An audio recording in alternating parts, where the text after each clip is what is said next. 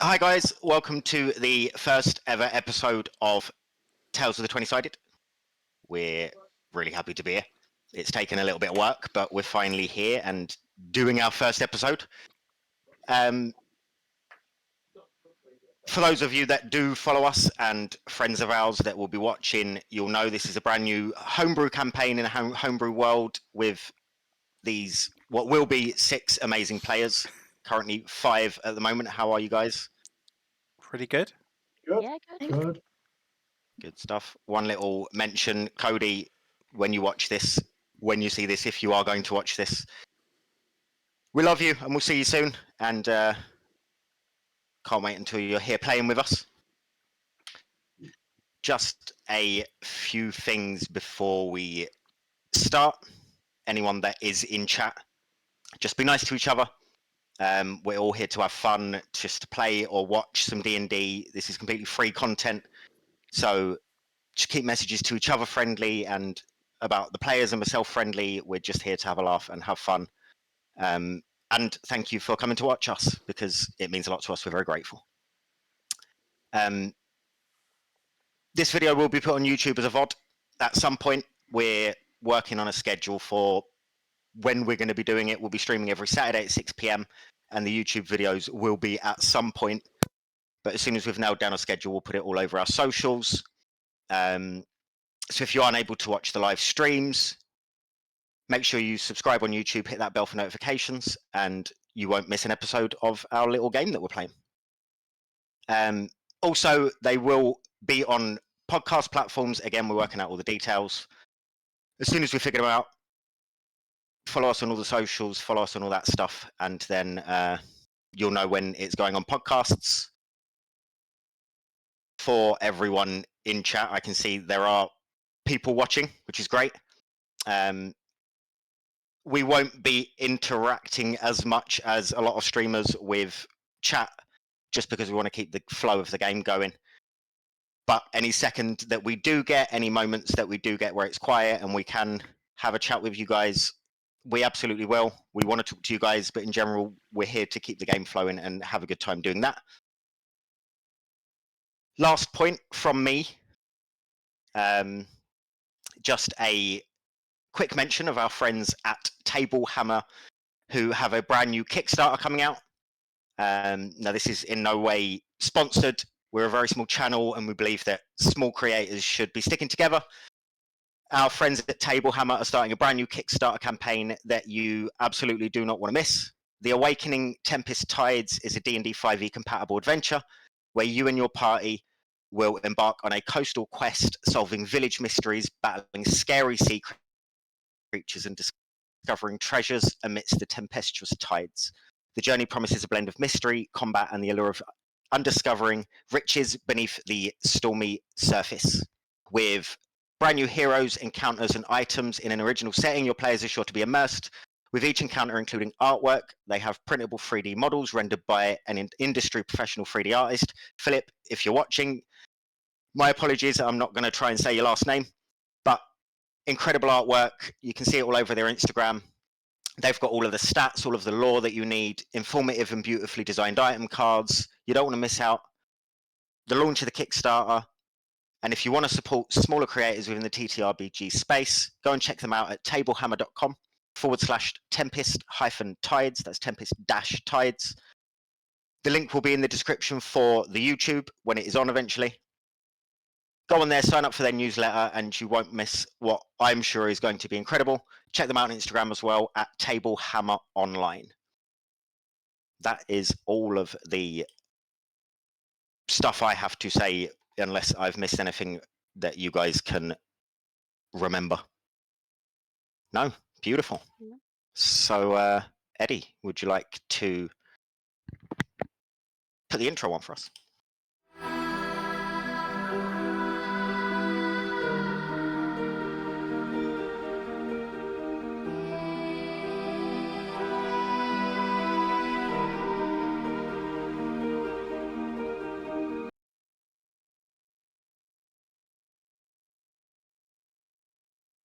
Welcome to Ephani. From the eastern mountains of the Kingdom of Aradwin, where ancient fortresses stand as stoic guardians, to the western metropolises of the Mount Eldrake Alliance, where towers touch the skies in testament to progress. The northern snow-capped, frost-bitten reaches of Neridia's grasp whisper tales of resilience, while the southern exotic climates of the Belt of Alabri lure adventurers with promises of untold wonders. In the tapestry of this world, threads of history weave a complex narrative. People, like leaves carried by the winds of time, find their place in the symphony of existence.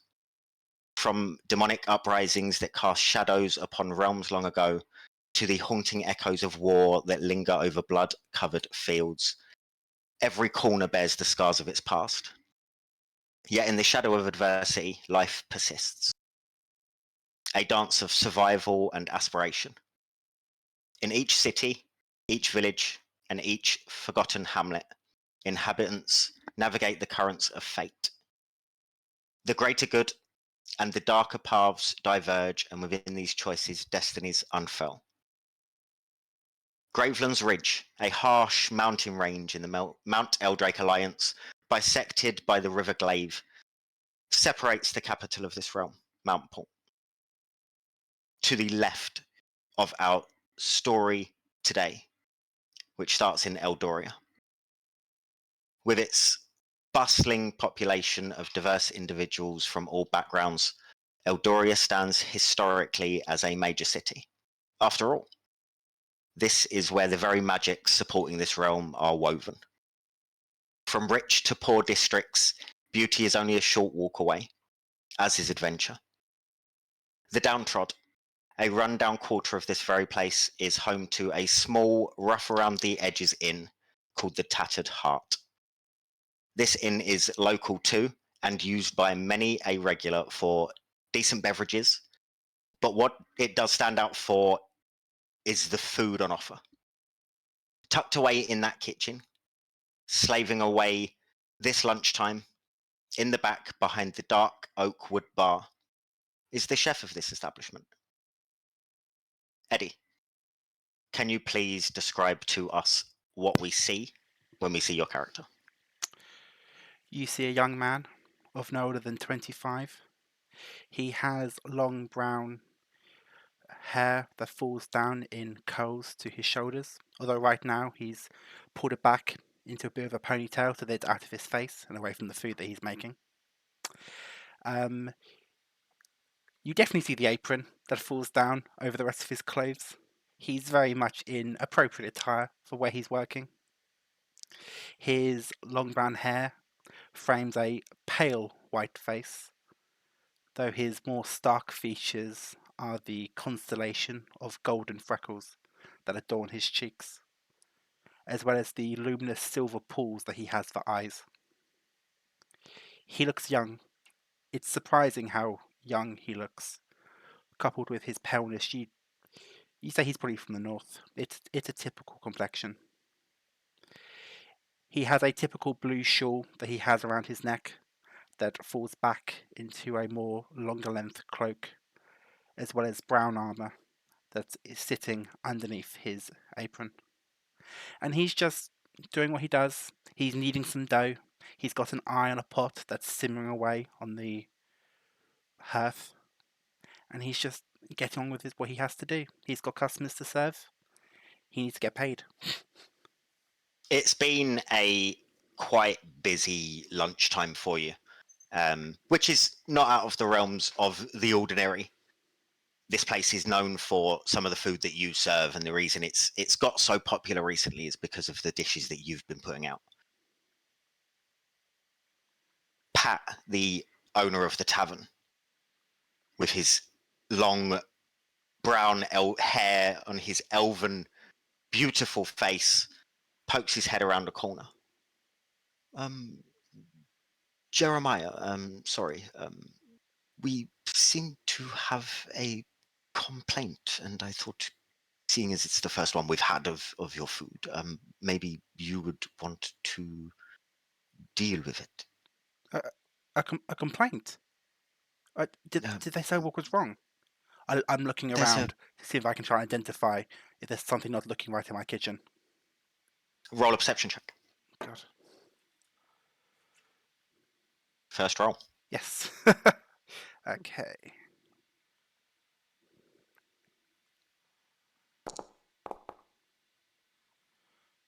Perception. 10. 10. Everything is where it should be. All of your utensils are perfectly placed in their correct positions, almost scarily perfect for where you left them. Doesn't seem like any of the building is falling apart. Mhm. Everything seems normal. Seems perfectly fine. I take a calming breath as I look around. I can't see anything wrong. And I'll start walking towards Pat as I remember what my mum used to tell me, that customer complaints is just an opportunity to do better. And then remember what my other mum told me was that customer complaints is an excuse to throw people out if they bug you. So I'm Okay. comforted. Pat leads you out into the back, sort of the back of the bar. The tavern inn is quite busy. You can see that there are lots of people sat having lunch, and you see in front of you a tall for a halfling gentleman. Strands of black hair sort of scrape across his forehead. You can see that standing up, towering above him, you can see this light reflecting off of this bald patch in the middle of his head, and he's holding this plate, which has the remnants of a pie crust and not much else, and he has a scowl on his face. Sir, morning. The owner said there was something wrong with your meal? Well, first I will tell you it is afternoon. First mistake. Second, Sorry, I've been working around that kitchen all day. I had boar pie. Yes. Does boar pie normally contain fingernails? Not typically. Are you suggesting that this one did? He slams the plate onto the bar, and you see he has eaten most of this meal, in pretty much all of it, and there is a large nail. Looks like a big finger or big toe nail just sat. It is black around the edges. It is curled in places. He just stands there and looks at you, pointing. Well, sir, I'm not sure how that's come to be there. Can I see his hand? You can roll a perception check. Okay. That was a +2, so 20. Another 10. Nice. As you go to look down at his hands, he sort of puts them behind his back, sort of stretching up, just keeping them there. Do I feel... Is he saying this quite confidently? He knows what he's saying. He's confident, yeah. He's assured in what he's saying. Well, sir, I've been the only one working in the kitchen today so far, and I have all of my fingernails. So what kind of pest has been in there to take their fingernails and put them in my food? Tell me that. I want new meal, and I want money back, Is that and I so? want room for night. Oh my. Quite a lot of concessions I have to be could made. have died eating this fingernail. Does he point? He's pointing at this Do I see fingernail. anything on his hand? Do I see any of his His fingernails? finger that he is pointing with, there is a fingernail there. The rest of his hand is sort of closed, just pointing. But sir, surely we should get you to a doctor. If this has been in your meal, there could be something very, very wrong with you. He sort of leans in onto the bar. I do not like attitude. I do not like food. I do not like I am not liars. happy. I do not like your tone of voice. He looks over at Pat. Are you going to let him speak to me like this? a customer who is always right? Pat just sort of looks at you, looks at him, shrugs. You know, Pat, that he doesn't take much rubbish off of customers. He's not one for going against what you say. He will stand behind you in most situations if he is confident that you're right or that you're telling the truth. He just shrugs. Sir, I run a clean kitchen. I know for a fact that this did not come from one of our meals, from one of our staff. So I think it might be worth that we call in the city watch or guard. I'm sure they can look at this, find out the truth what's happened here. Would you like us to involve them? Roll me intimidation, please. God.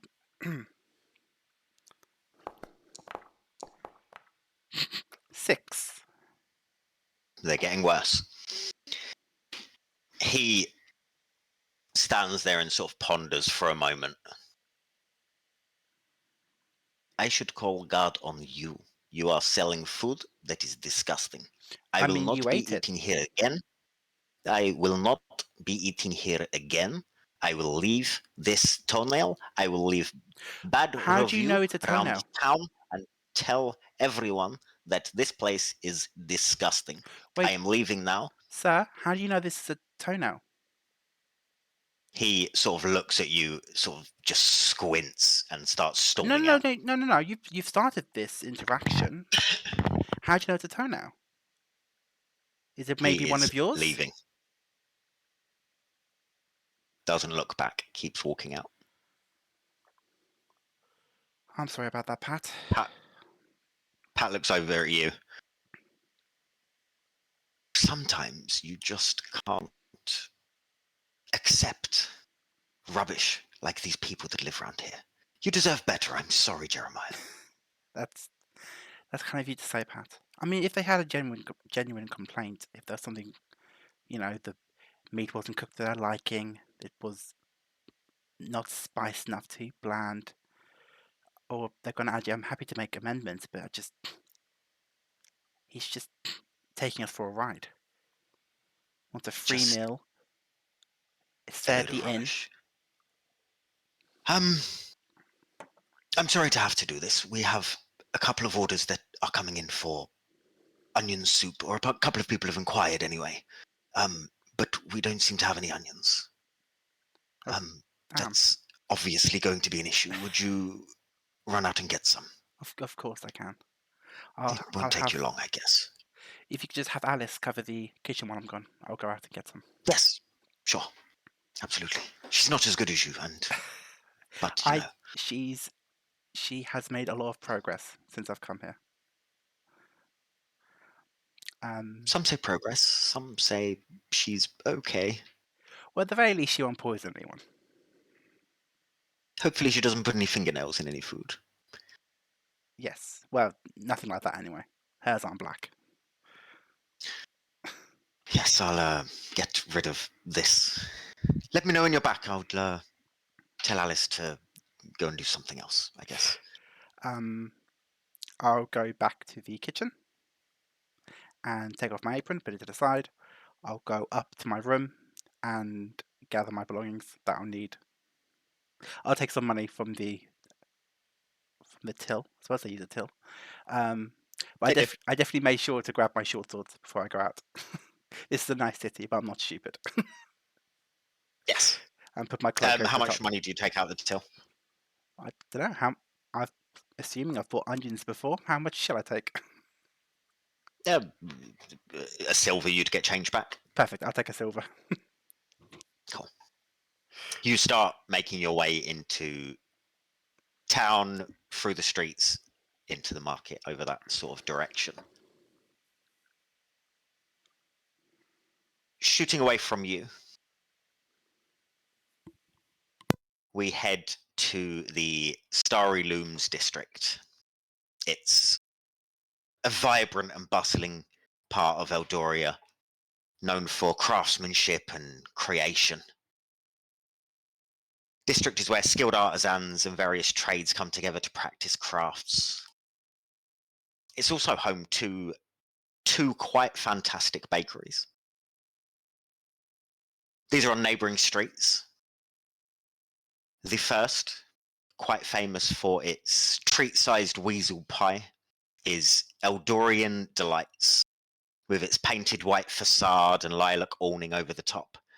People had been queuing all morning for the freshly baked pastries, and it's now starting to quieten down.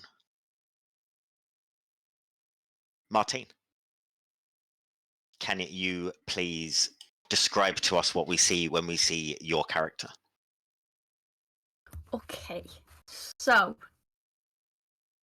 in the back of the bakery, just finishing up, is a feline figure. She seems quite young. She has short black fur, which it appears to just cover her body, from like a sleek black river, sliding down off her back to the tip of her tail, which is a thin tail. And then you notice as the light from the overhead bulb catches her fur in a certain way and reveals beautiful Bengal pattern. You notice her eyes that are like stark green jewels with thin black slits.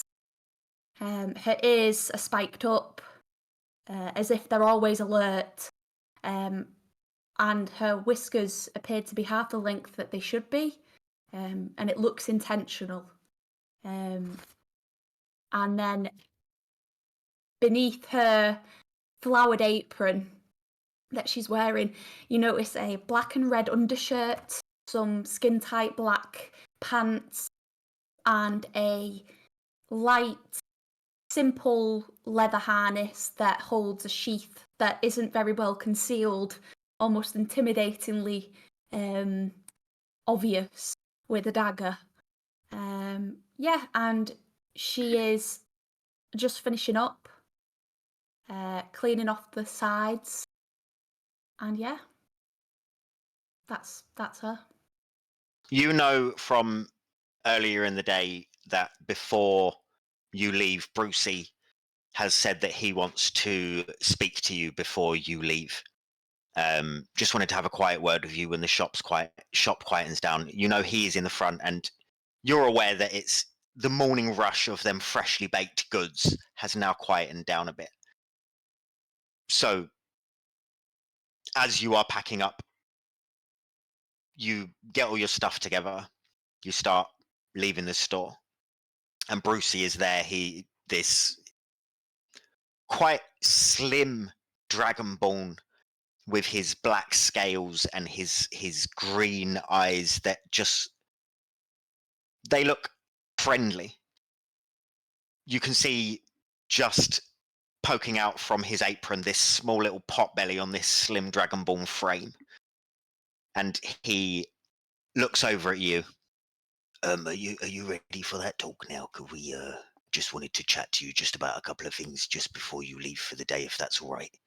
Oh, anything for you, Brucey. By the way, my apron needs washing before tomorrow, and I put the apron on the counter next to him. Okay. That's fine. I can wash it for you. That's normally not in my job description. But anyway, just a couple of little things. I was wondering. You said about coming back tomorrow. I was wondering if possibly you could maybe come back tonight and help me do some of the baking and the fresher stuff that we need to do overnight, if that's possible at all. Ugh, much as I love you, Brucey, and Moira will kill me if I'm not back to cook tea tonight. But Yeah, but I can always make some stuff at home and bring it in tomorrow. It depends on what you can make at home. Have you got all the facilities there to do all the stuff? And I mean, you've got none of the ingredients for the weasel pie. Well, I mean, what's in a weasel pie, really? Weasel. Do you know? Yeah. Do you know what? Yeah. Okay. I'll come back tonight. It's all right. Yeah. Yeah. Okay. Are you sure? I mean, you Yeah. don't seem okay. Another thing is that I wanted to give you your wage for the day, and normally it's the 2 silver for the day, but I know you've been saving for that special thing that you keep talking about. I'm not going to try and pronounce it because it just sounds weird in my head, but I thought I would give you an extra one. So here's 3 silver, and hopefully your savings will get better, and you can maybe buy that stone or gem or whatever it is that you really want in sooner. I put my hand on Brucey's shoulder and I go, "You're a good man, Brucey. You're helping the cause." And then yeah. It's just your face lights up every time you talk about it, and it makes me feel a bit warm inside. So I thought, if I can make you feel happy, then that will make me happy, and we can all be happy then, and make better food, and beat that rubbish bakery on the other road, because they keep selling sweet stuff and they're doing really well with it. And in my opinion, we Don't should you start worry selling about them, Brucey. sweeter stuff. No, Brucey, you're not. No, listen, we're a good bakery. And I'm looking him dead in the eyes. I go, we're a good bakery. He is drawn in by you. And I say, don't you ever let any other bakery put you down, Brucey. And then Roll me a persuasion check, please. Okay.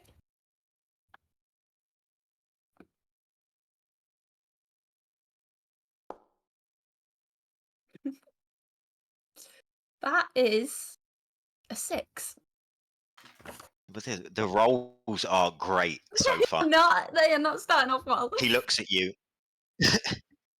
He looks at you and he takes you in for a moment. I understand what you're saying, but I don't want him out of business. You want to be able to afford your stones and your sticks and twigs and whatever it is that you're into. And we're not going to be able to do that if that stupid confectioners keeps selling all of their stuff, which is really good for people, and we're just making measly weasel pie.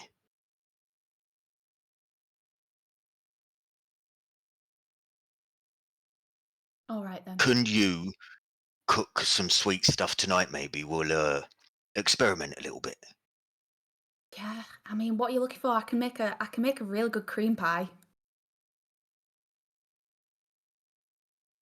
Cream pie sounds excellent.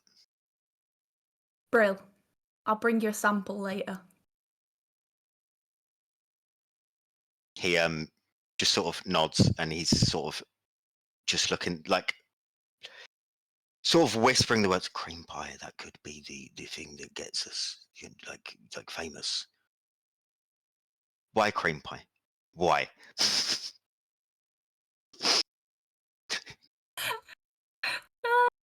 He starts grabbing some items and walking into the back, just sort of talking to himself in Bruce's usual way, summing up and figuring out what he wants to do in the future. What do you do? What are you doing? Is he giving me the money, or is he giving me at the end of the week? Did you say? He's giving you the money. He's giving you the extra okay. the extra silver. So the 3 silver, you can add that to your inventory. Okay, cool. I sort of throw it up and catch it, like, and then I will grab my backpack from the back, and then I'll say, "Catch you later, Brucey," and then I will walk out. And where are you headed? What direction are you going? Are you going anywhere specific? I'm going to go to the Elixirium,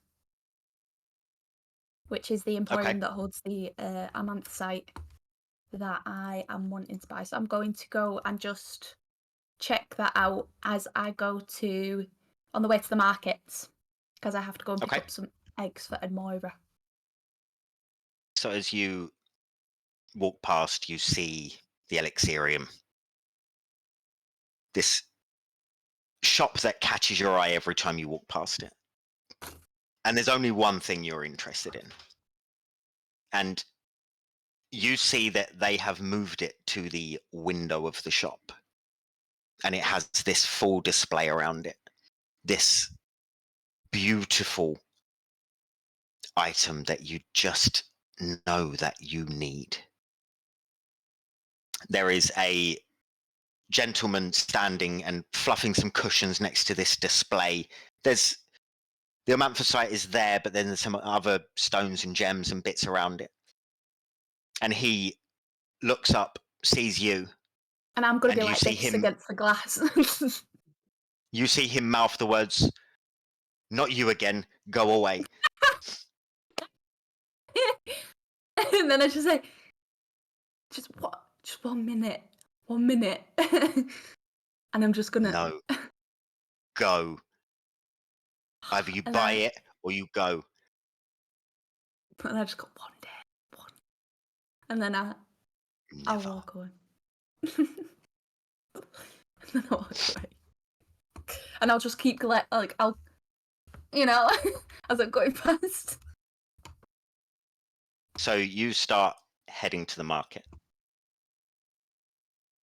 On the neighboring street to your bakery, known for its sweet treats and cakes, some of which offer minor healing properties, is Half Glow Confections, with its pastel green wooden exterior and window boxes full of pristine white flowers that perfume the street.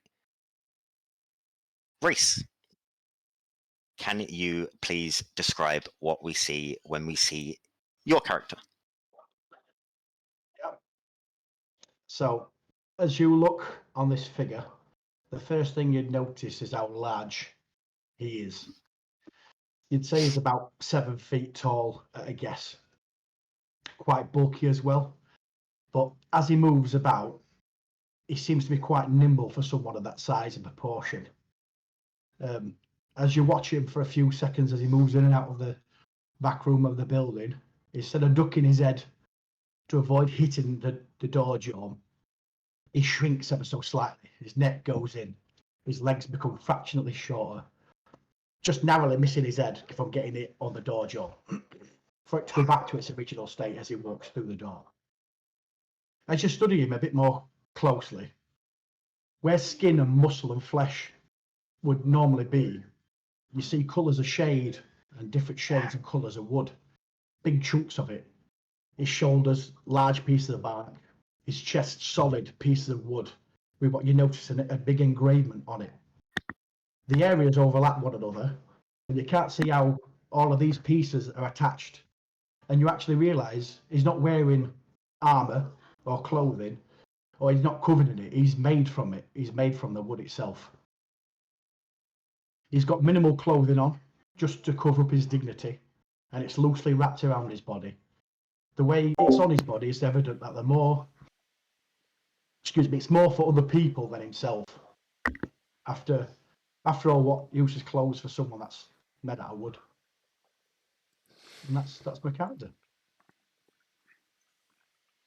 So you, in your towering figure, what are you doing currently in your surroundings, in your circumstance, in your job that you do?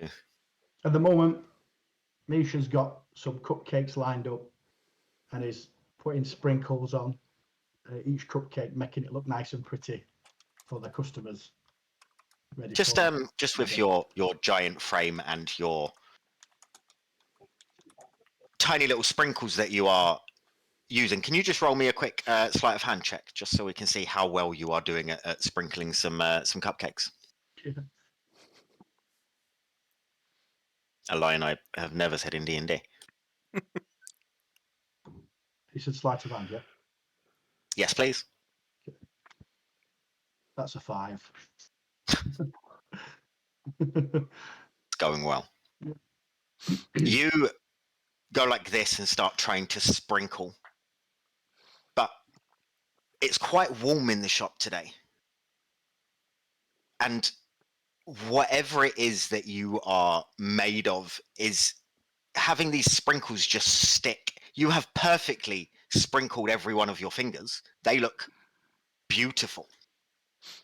But one measly sprinkle lands on one cupcake and the rest are just sat there. Lila looks over at you and she says, "Go and wash your hands. This happens once a week at least. Let's wear some gloves. That way, it won't stick anymore. Would you like me to get you some ordered in?" That would be, yes, please. I think, to be fair, I think my fingers are too big for any gloves that I've got. So you may need to wash them in. I'm pretty sure that I can get some made. As long as the cakes are looking beautiful. And Misha, don't get me wrong. I'm a big fan of the way you decorate the cakes. The little names and inscriptions you sometimes put on people's birthday cupcakes, they're excellent. But when it's fine things such as sprinkles and glitter, you need some panache, and you don't really have it in your current form, unfortunately. No, I would agree with that. That's a fair judgment. I apologize. I'm just trying to help you out. These cakes that you've made, I think they're the best yet. To be fair. Why, thanks. You took some home yesterday for Clovis. Did he enjoy them? How is he? Clovis is Things doing going well to his absolutely job? fine. Yeah, he's doing absolutely fine. He absolutely enjoyed those cakes. I think he ate them in two. I think he just 2 bites, they were gone. Amazing. And are you still at that rough inn? The tattered, whatever it's called? You still staying there? Yeah, I mean, it's only for Clovis, to be fair. I don't need to sleep. You know that. So as long as he's got somewhere he's safe, we just make by. We get him by. That's all we need. It's not the best though. We should look at maybe getting you somewhere nice, getting you somewhere away from the riffraff and the rough people in this part of, like, I don't mean to insult, and you seem happy, and Clovis seems happy from what you said, but there are all sorts of charlatans, and I'm pretty sure that there's something in the food there that isn't great. There's also the drinks. I'm sure they watered down. We will find you a nice little apartment for the two of you. Somewhere nice, somewhere pretty. It might not be Garden Heights, but somewhere nice, somewhere better than that place. I really do appreciate that very much. But I mean, the people around here are okay. I mean, we're a community. We look after each other. And like I say, if Clovis is happy where he is, I mean, there's no need to be moving anywhere. But I mean, I do appreciate the gesture, I really do. So thank you for that. I mean, if we do find someplace that's nice, then I can talk to Clovis and I'll see what he thinks. I will keep my eye out for you. You and your son deserve the best. And that is what I am wanting to find you. Thank you very much. I appreciate that. Have you noticed that something seems to be wrong with every time we get a delivery? I feel like someone is tampering with our goods. And I'm not naming names, but there is that other bakery. And I'm pretty sure something doesn't add up. They get their goods from the same place we do. Theirs, I'm assuming, seems perfect all the time, and ours always has something wrong, something missing. Today's one hasn't even shown. Do you think that across the road they're being a little bit naughty? I think a little bit naughty is maybe a bit of an understatement. How can I put this? They deserve to stay in the Tattered Heart. They're that kind of people. Okay, well, I mean, I could always go and speak to the suppliers if you want, and try to find out what's going on with our delivery. Not a problem. That would be amazing, but do be nice. You are a perfectly nice individual, but I have seen at times that there are shades of something else within you. Just be gentle, be nice. Talk about it in a civilized way. Maybe find out a way of making that place's deliveries worse. That would be quite fun. I'm sorry. What do you mean? I didn't say anything. So you're going to go and sort out the deliveries. I am going to finish sprinkling those cupcakes because they look like they need it. And then when you are back, we can get you to finish early today if you'd like. Oh, that would be fantastic. Thank you very much. Okay, I'll just get my things and I'll be back in the shake of a lamb's tail. Okay. He Whatever that means, yes. he grabs. So Misha takes his staff. That's in the corner of the room. It's quite a large staff. On the top of the staff that he's got is actually quite a large bonsai tree. Like, it's beautiful. It looks as he grabs that and makes his way out of the bakery. And you start heading towards the suppliers to go and sort your deliveries. Moving from you, the entrance gates to Eldoria are often kept open for the most part. The stone arm, the name for the city guard, are ever present and do stop people entering if they feel they're up to no good. Doesn't stop some people getting in, the bad types, the factions. The entrance to the city can be a breath of fresh air for some and a shock to others with the magnitude of the place.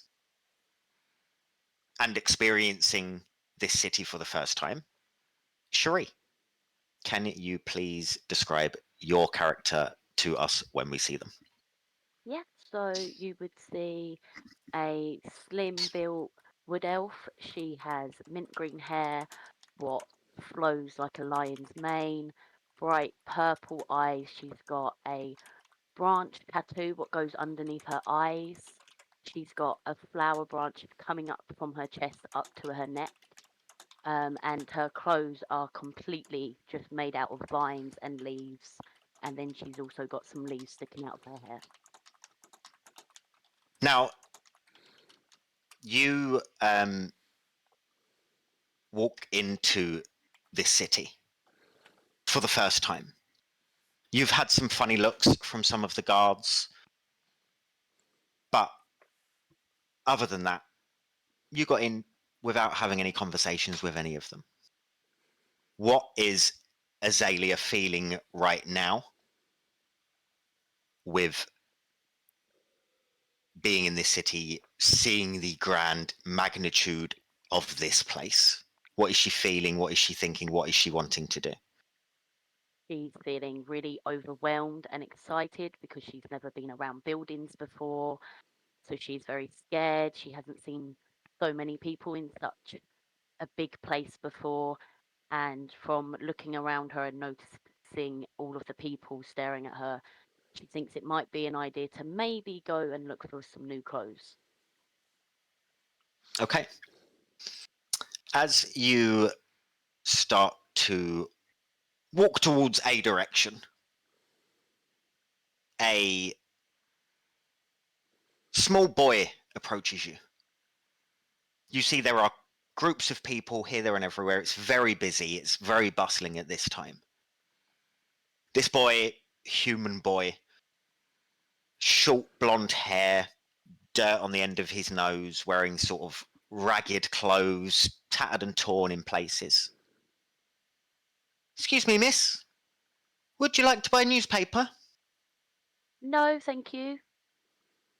He's like walking with you. You aren't from here, are you? Is it that obvious? You look a bit weird. Do I? y- what's that on your face? He just sort of leans in, stares at you. It's just the marking I got from my home, Where's your home? Eminence Grove. I don't think you would have heard of it. I don't know what that is. Is it close? No, it's quite far from here. How far? Oh, a week's travel? What are your clothes made of? The vines and leaves of nature. Why? I don't have materials where I come from. We just live off the land. But why? That's how we do it. We don't see any need to make anything new. Nature gives us everything we need. I don't understand. Do you want to buy a Probably too newspaper? little. It's really good. Roll me a perception check as he hands this newspaper and sort of puts it in front of your face. Okay.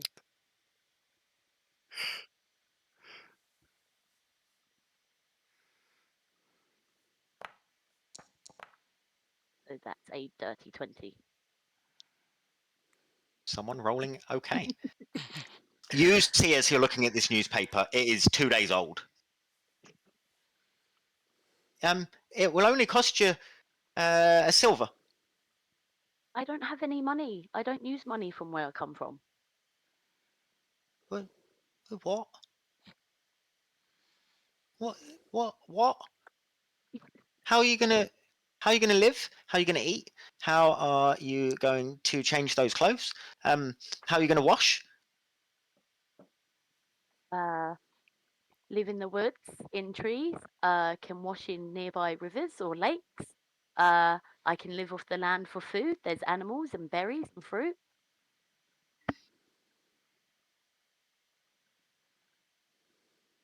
None of that is here. I'll find it some way. There's got to be somewhere. As he is talking to you, a group nearly knocks you off your feet, just with the hustle and bustle of this place. What is your passive perception? Yeah. 14. Good to know. Don't worry about it. Right. Just what you want to hear. As this happens, he sees you sort of get knocked. Sorry, are you okay? I'm okay. It's fine. Good. Okay, you don't want to buy a newspaper, bye. And he starts walking off. Bye. He runs off into crowds as you carry on walking. You see a clothes shop called Rags to Rickard's. It has quite nice looking clothes. They're not anything ridiculously fancy, but they look nice. They look similar to what people have been wearing around you that you've seen looking at crowds. It looks like sort of stuff that would make you blend in a bit more if that's what you were wanting to do. Yeah, you see a couple of nice sort of shirts and dresses in the window display. Okay. I have a look around. I probably go in and then speak to the cashier. Okay. A very well-dressed man walks up to you. He has long, dark hair. He's wearing a sort of silk shirt with a neckerchief. His hair is in like a long ponytail draped down the back of him. He walks up to you and says, "Well, hello. If anyone has ever needed some fashion advice, you've come to the right place. How are you?" I'm okay, thank you. How are you? "I'm amazing. Even better for seeing you. I am Rickard. This is my shop." Nice to meet you. You've got a lovely shop here. "I have, and you absolutely need me. So, what are we needing today? Everything, obviously. Come with me. He walks over and he starts pulling out stuff and just handing it to you without even talking at you. Holds up stuff to your body, sort of looks at you. No. Excellent. Chucks that over your shoulder, just gives you loads of stuff. Anything else you are wanting? Well, we might have a problem here. I don't have any money at the moment. I would need to find a job first. I was just coming in to look around and get a rough idea of your prices. He starts dragging clothes off of you. Why the hell are you in my shop? Get out.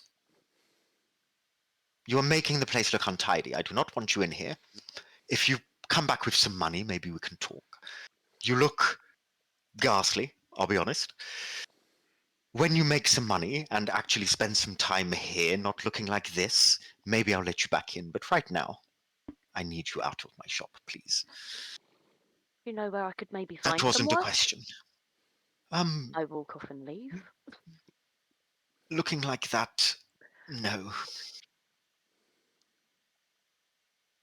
Goodbye. Rude and walk off. Okay. You start wandering around. With no money, you sort of look around and realizing you're probably not going to be able to get much or anything. You wander about for a bit.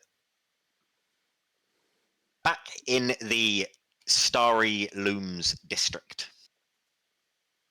we will move over to a cute little jewelry and trinket shop with its beautiful, delicate items in the window or more extravagant pieces in the back. This place makes items for probably more expensive tastes. They have fine jewels and intricate little necklaces and trinkets made with some really, really pretty gems and diamonds. Emma, can you please describe what we see when we see your character? Yep. You see a young elven woman. She's got delicate facial features with full soft lips. She's got deep set almond eyes that are all colours of green, blue, and gold. She has fair, like flawless skin that just like kind of seems to shimmer gold. She's got very long pointed ears. And very, very long, dark brown hair that shimmers with all the colours of autumn as she moves. So you can see all reds, golds, and orange. She's wearing a long, dark blue skirt, a cream top that has the sleeves rolled up, a brown leather corset, and she's got 3 belts around it that has a mix of tools and trinkets, like all sorts of knickknacks and things hanging from them. There's also a small set of panpipes on them. On her arm, you can notice that she's got like a black kind of twisting patterned tattoo that seems to go all the way up and kind of just pokes out over her shoulders and seems to disappear down her back. And she's just working away at a station in the back with another elven lady. Yes, the elven lady you are working with, Jamina, is absolutely stunningly beautiful. Even for elves who stereotypically have this radiance and beauty, this is someone who completely warms up a room when they walk in. She is currently stood over you as you are working on this quite small, delicate bracelet. And she looks over at you and says, right now, this time, what we're going to do is we're going to put this emerald into this section here. We're going to close the teeth without breaking any, because this is a very important item. And we will do it well. Yes? Okay. Now, if I give you this tiny hammer and these pliers, are you going to break anything?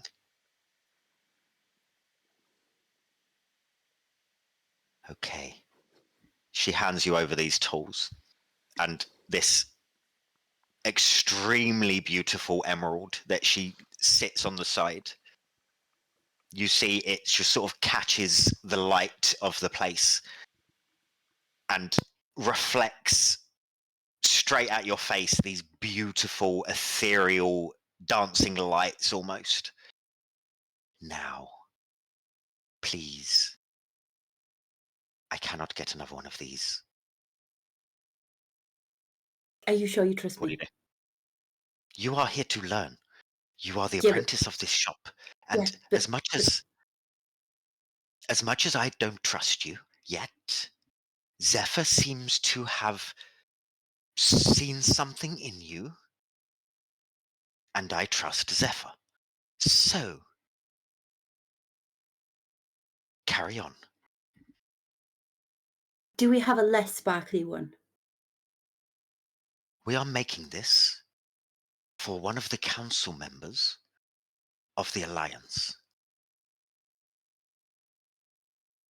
Perhaps you should show me again. You are doing it, Maeve. Now, go ahead. I'm gonna try and do how she showed me to make this kind of necklace and things before. Roll me a sleight of hand check with advantage, as you've been shown before.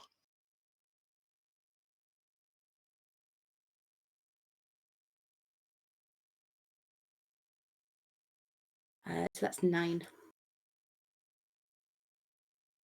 Amazing. Yeah. You pick up this emerald. As you pick it up, you drop it. And it bounces off the table and onto the floor. But you know when you drop something and you just completely lose sight of it.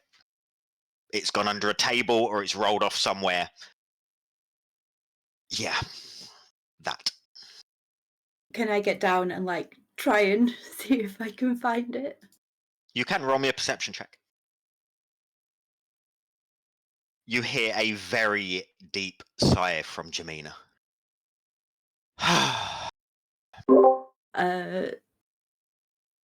10.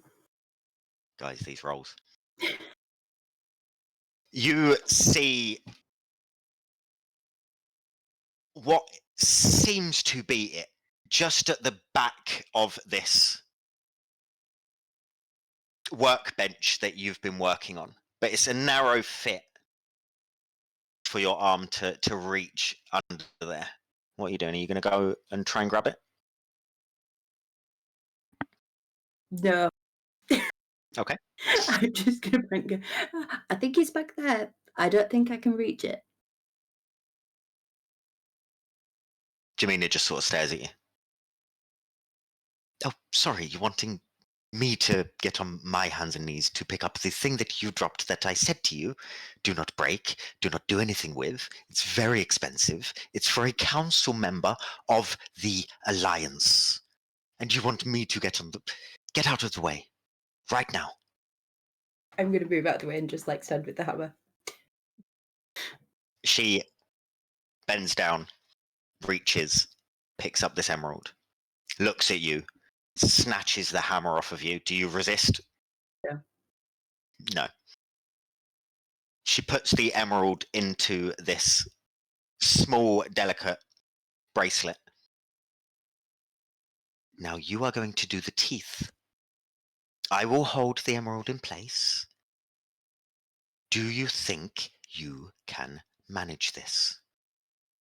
No. And if you say no, then you can possibly look for somewhere else to live and a new job, because I need you to be able to do this. I mean, you're putting a lot of pressure on me right now. I don't know if I can perform under this kind of pressure. Tell that to a future mate. Now, take the pliers. I'm gonna take the pliers. Okay. She stands back away from the workbench.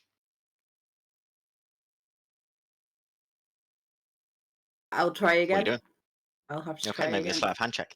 Again with advantage.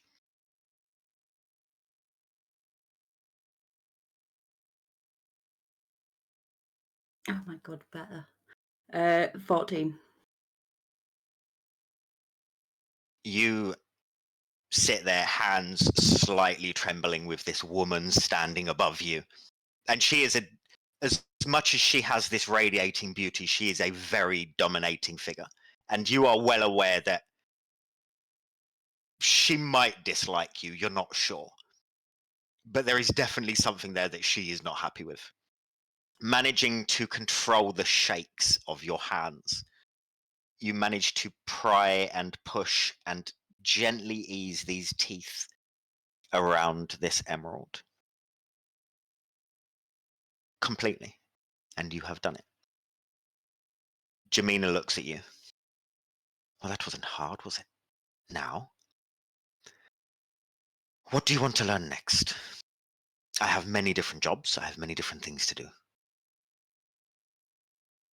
What do you think I'm capable of doing next? What I think you're capable of doing next is probably going out to get lunch. I can do that. Are you sure? Yes, Are you going to drop it on the way back? possibly. Excellent. Here, take a gold. Get us something nice. Don't get lost. Don't trip over. Don't lose the food. Don't somehow break the food. Okay. Goodbye. Goodbye. I'm just going to walk out just holding the gold and looking really sad. Okay. You set off and head out to go and get some lunch. It is a lovely day in and around the Echo Market. You hear the wind chimes that surround this part of the city going off and playing their hourly tune to tell you what time of the day it is. This happens every day. You know that it is just after lunch time now. The sun is shining. There is a slight breeze on your skin as you are all going about doing your day-to-day stuff. Who has the highest passive perception out of all of you? Sure as hell ain't me. 12. 15. I've got 12 as well. 14 from Azalea, who didn't come through. 16. Okay. Is that two of you with 16? No, I have 15, so it'd be just Reeves. Oh, right, okay. Misha, you are just getting to the suppliers, and you see something out of the corner of your eye. You turn to look, and you see this thick fog rolling in, like a solid wall, creeping slowly down the marketway towards you. Have you seen it before? Is it something that has happened like a regular basis, or is this just something out of the ordinary? You've seen different weathers that have hit Eldoria, and you've seen when there's been fog in the air. You've seen when there has been mist, rain, snow.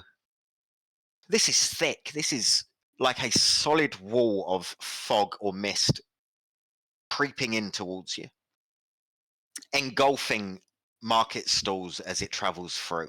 They disappear out of existence completely with the sight that you have. It is thick. You cannot see through it properly. Would it seem unnatural? Like an unnatural like fog, or would it seem more like a Roll me a nature check. okay.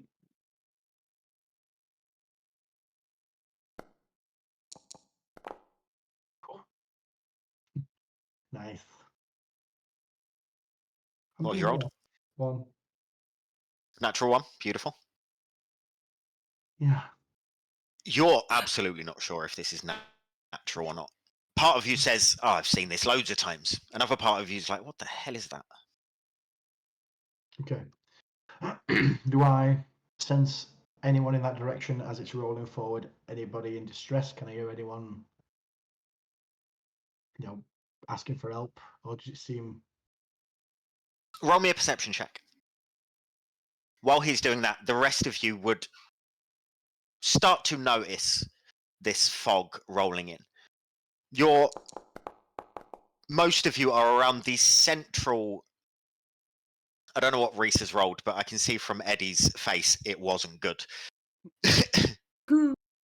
Around the central square of the market. Most of you are around there, and this is coming sort of from the east, just making its way and engulfing the market stalls that you can see further down the way. What did you roll, Misha? I got an 8, so I got a 2. Got an 8. Okay. With an 8, you can hear coughing coming from in this cloud, this fog, this mist. Okay. Are we? So, like, has the fog rolled past us? Are we in the fog now, or are we still watching it approach? It is still approaching. I'm not unused to some interesting weather, or at least weather changing quickly. Does this seem normal? Is this like a regular fog that rolls in every few weeks or something? Roll me a history check. Well, Pebbles is going to just sort of look at it and go, "Oh shit, that can't be good," and just start sort of stepping back a little bit, just keeping outside of it. Okay. What are the rest of you doing? Would I have recognised anything like this before? 10. You can roll a history check as well. I just keep rolling 10. It's not something that, it's not something that that you're thinking that you're used to. It's not.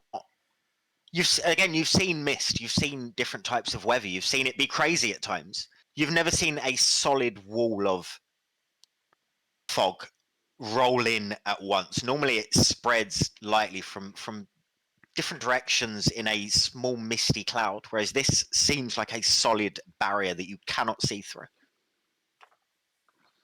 Maeve, what did you roll? 22. This is not something you've ever seen before.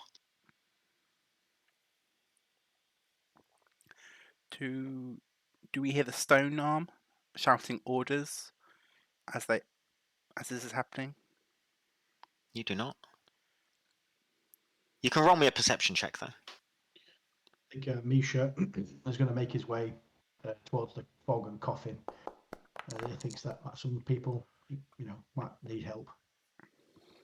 Okay. 16. 16. You can hear coughing and spluttering coming from the direction of this cloud, this mist. It seems people around you are now noticing, the shoppers, the general public are noticing, and you could almost hear a pin drop. Apart from, there are no screams, but you can hear almost choking, almost regurgitating. I pull my shirt up to cover my mouth. Okay. If I'm hearing coughing and regurgitating, going things out. I'm assuming it's not going to be pleasant to smell or breathe in.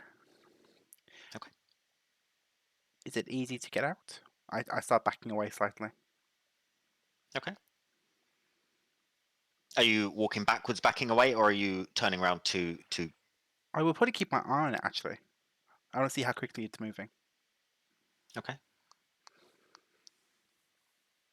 Misha, as you start to walk into this cloud, are you entering, or are you just staying at the sort of threshold and sort of walking back as it comes towards you? What are you doing?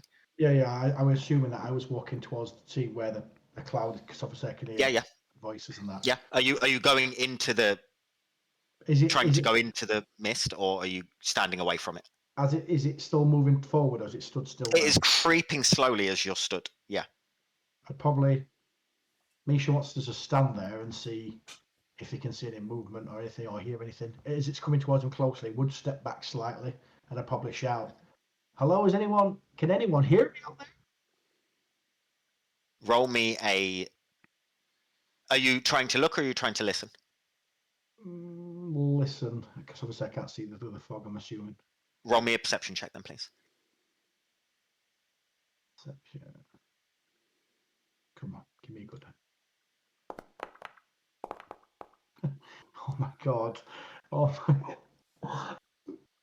Go on. I got a lovely nat one again.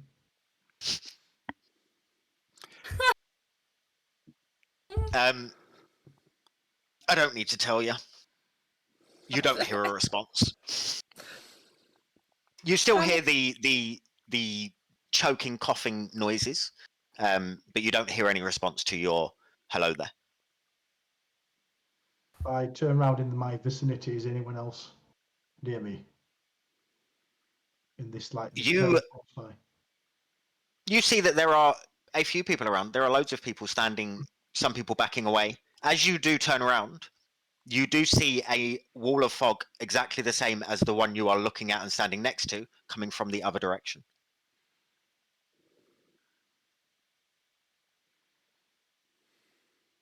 Oh dear. I may just stay still then. I'm just going to stay there and probably let the fog slowly creep closer as like a. I'm basically wanting to test if I can feel any negative effects as it slowly hits my toes, or as it starts getting a bit closer. Okay. As it starts to move in towards you, you see it cover your feet and then feel the moisture, the cold of it hitting your skin. You don't feel anything apart from the coolness of it. But as you enter it, you can now see beyond what you could not see before. And you see that there are bodies lying on the ground. There are people stumbling around, blood coming from mouths, from eyes, from ears. Oh my. I am What a going reaction. to start striding forward and looking for. Are these people dead, or are they dying at this point? You can roll me a medicine check. There are people that are alive. There are people that are walking around, stumbling around. But to check people that are on the floor, can you roll good for once? Yes. Can Pebbles sort of check the people around her and try and gauge what their reaction is to? Roll me an insight check. 26. 26. Nice. That's a lot better. You Oh, sorry. feel Go some on. people. No, you're fine. You feel some people on the floor and check them over. You see this. What you first thought was blood coming from them is black and thicker than any blood you have seen. The people motionless on the ground are indeed dead. And there are, you rolled well, the people around them, people stumbling around, people dropping, people falling to their knees, are definitely dying. This, whatever this is, has consumed them in some way, but it does not seem to be affecting you. I'll probably shout to anybody that's in the vicinity, get out the fog. And as I'm trying to, do I see anybody still stood up? That might, in my head, I'm thinking that I could pick up and carry. Obviously, I'm thinking that these people that are already stumbling around, it's too late for them, if you know what I mean. Mm-hmm. You know what, that's worth surviving, saving. Roll me a perception check. Pebbles, you rolled an insight check and you got a 10, did you say? Yes.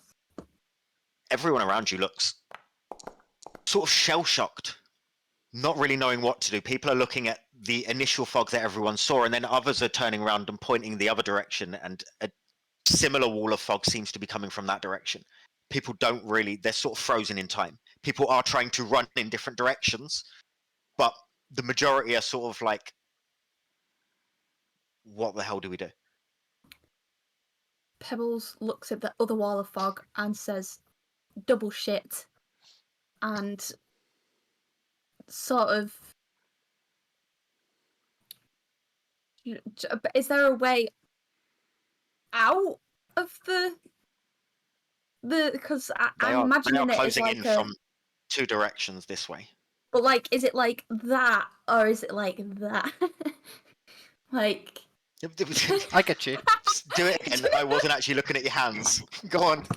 is it like closing in like this, or is it closing in like this? Roll me a perception check. That's actually a very good question.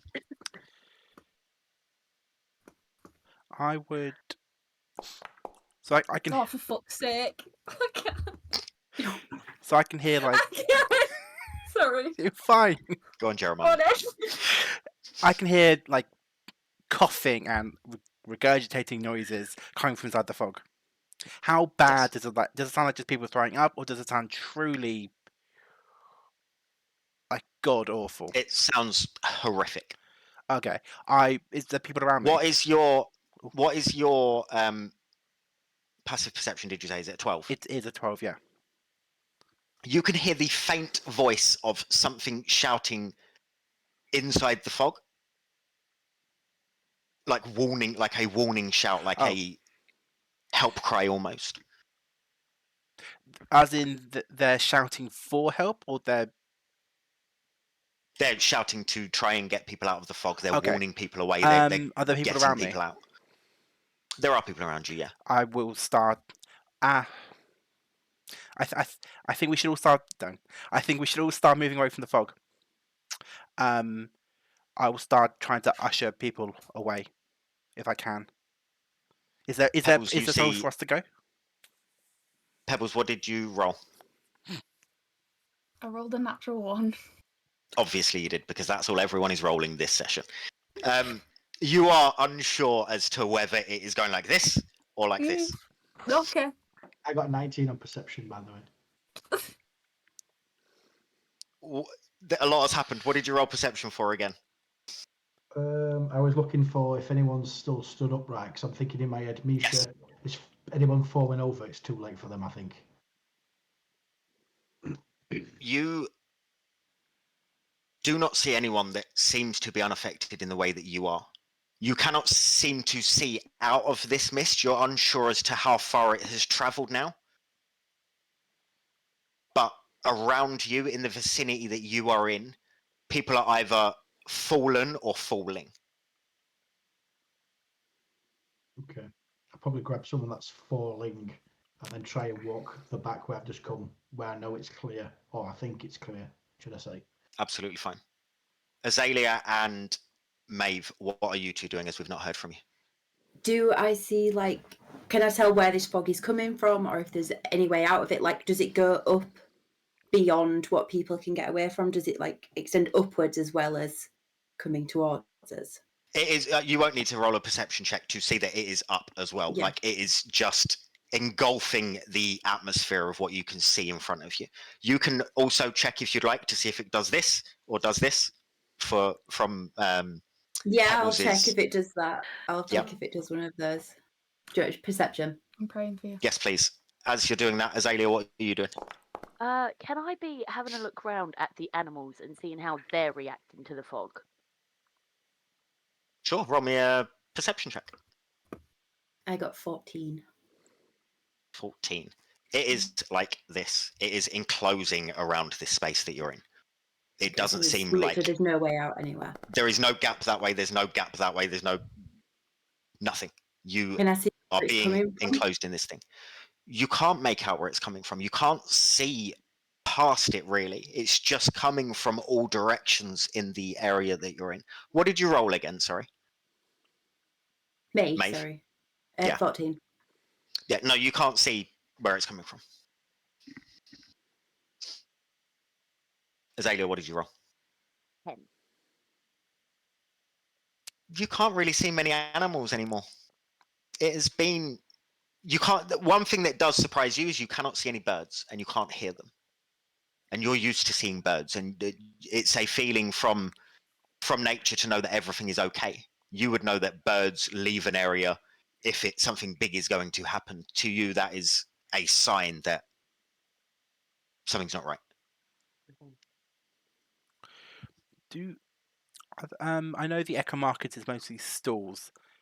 Are there any shops, like actual physical brick shops? Or any buildings? There are. Do I see, as the fog is rolling towards me, do I see it going into buildings, or is it just staying on the street? Roll perception.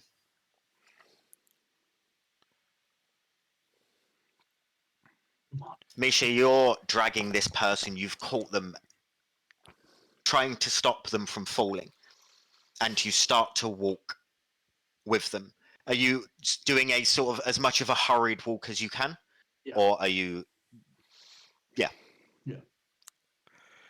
So walking and hurrying with this person, you manage to get out of the fog, but as you get out, you feel taking a breath, taking in the surroundings. You can see that the area has got smaller that is left untouched by this, and there are people remaining in this area, and this body has gone lifeless in your arms. I'll place him down, obviously face up, and I'll close his eyes. That's a damn shame. Stand back up, and then I walk further further out of the fog to see if there's these survivors or anyone else needs my help. Okay. Jeremiah, what did you roll? I rolled a 6. Obviously you did. Someone in chat said you're always going to roll a 7, but I think we're going to have to change that number. So... Okay, maybe a different vein then. I have some innate knowledge of chemicals and alchemical mixtures. Do I get any kind of sense? I mean, I don't know how to ask this. Does it look just like a fog? Does it look like more a cloud of poison, or like some kind of toxic fume from like a factory in here in town or something? Well, firstly, to answer your perception check, you cannot tell if it is going into buildings, but when you are looking around, you do see someone has just emerged from the mist carrying a body, and they have put the body down and closed the eyes, and now they are walking towards you. Are you... Roll me a nature check. Oh, nature. Okay. You can have advantage. Thank you. Come on. Come on. 17. Okay. This doesn't seem like a factory or something poisonous in the air. This seems like something else. Are you proficient with Arcana by any chance? I am. Okay, I roll me an Arcana check. I don't know if I also have advantage on this if it's anything to do with Fae, Fiend, or Undead. No. Damn.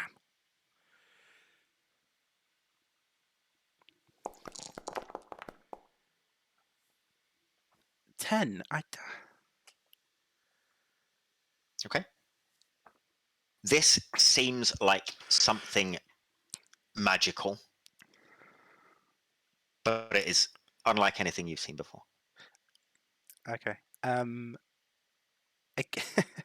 Again, to ask what Martine's asked, is it coming like this or like this where I am? It is coming like this. You can quite obviously see that it is encircled you at this point. Does it look like it's slowing down, or is it literally coming at all sides and about to get us? It is exactly that. Do I see any doors, like a shop that we could go into? You do. It's gonna be, yeah. I will start, if there's still people around, I'll start trying to usher us into the shop because I can't think of anywhere else to go. You get to the shop and the door is locked. Bang on Can it. Sorry. Sorry, can I hear him ushering? You can, yeah. Can I go over? Because I assume I noticed him trying to get into the shop that's locked. Yep. I'm going to go over. I'm going to try and pick the lock. Okay. Oh, thank Roll God. me a check with your thieves tools. Yes. Misha, you are coming out and coming towards these people. You can see them trying to get into a building. Are you saying anything to them? Are you doing anything? What are you doing?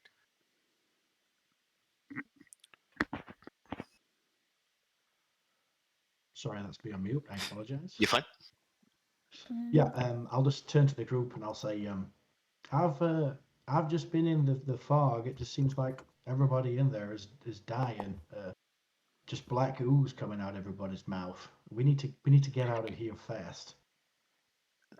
Can I see them trying to get in the shop? You can. Can I head over? Sorry, Martine.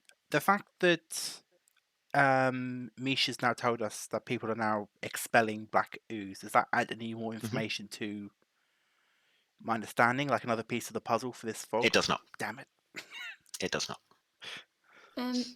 Quick question. So with the thieves tool check, with the dex check, so do I add my dexterity modifier as well? Dex modifier, proficiency modifier. Yeah. Okay. Cool. Yep. I got altogether 24. Okay. You open this door with a click. Door opens and you start to usher people in. As as it goes click, I just turn around until the closest person next to me just goes, and then walk As in. you walk in, you see that this fog has entered this building and is still coming towards you. In the shop. Yes. So it's in the shop. Yes. Ah, shit. Oh, no. You said the fog was tall, like big, like above the building. As high, yes. Yeah. Yeah. What are you doing? All of you. What kind of shop is there? It is a sort of small shop that sells trinkets, but very quite cheaply made trinkets. They're not very expensive looking. Any fabric, scarves? You can roll a perception check. The fog in the shop, has it come from outside, or is it like the circle that's enclosing us? Is it like it's moving through stone and things as well? From what you can see, it seems like it's moving through this building. It's moving through, so yeah, so it can like just go through anything, basically.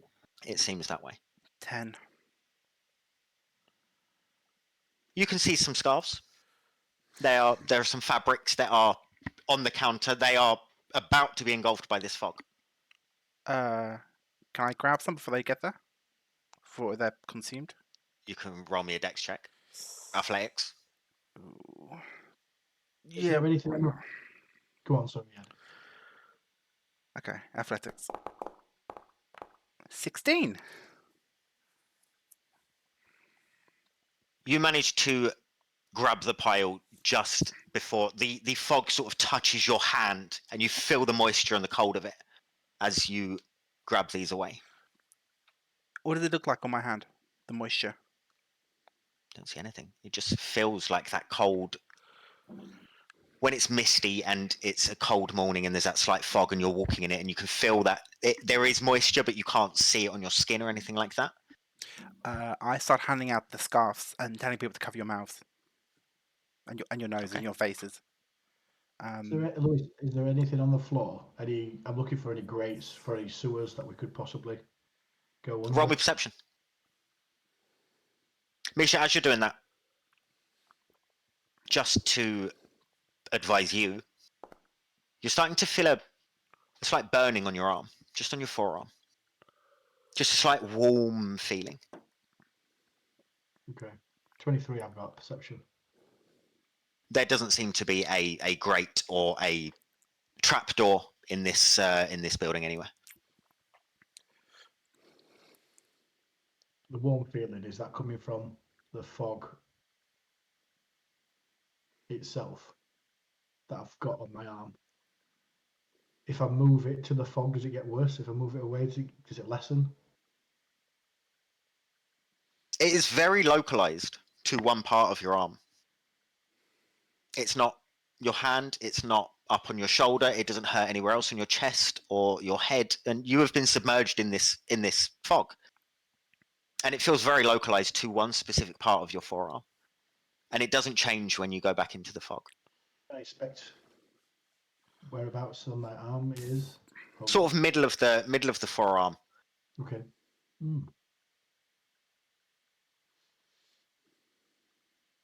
Are you guys accepting these fabrics, these scarves off of Jeremiah as he is handing them out to you? Yeah, I take one and I say cheers, mate. Yep. And wrap it round.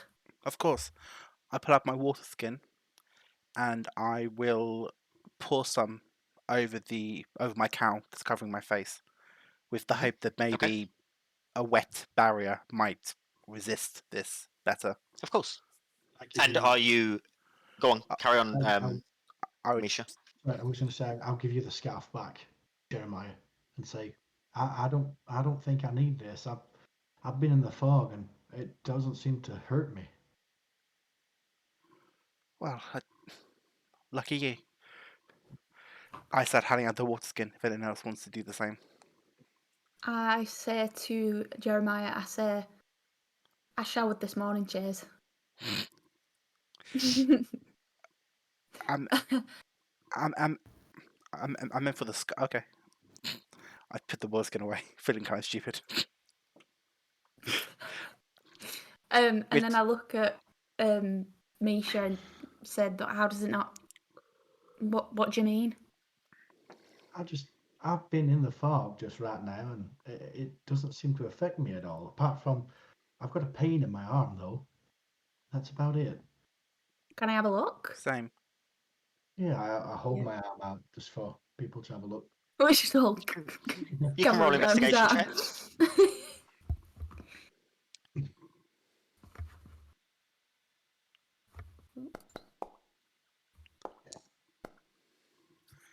16. Oh my god. 4. Oh! Did someone else roll? Has anyone else rolled? We've got God. 16, 4. I got a nat 1. Beautiful.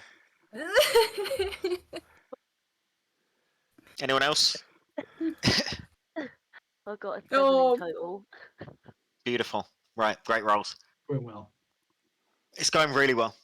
Yeah, we're gonna beat this guy. TPK. Firstly, as this thing hands his arm out to you, it's the first time you sort of take in the fact that this isn't a man. This is a weird wooden creature, unlike anything you've seen before.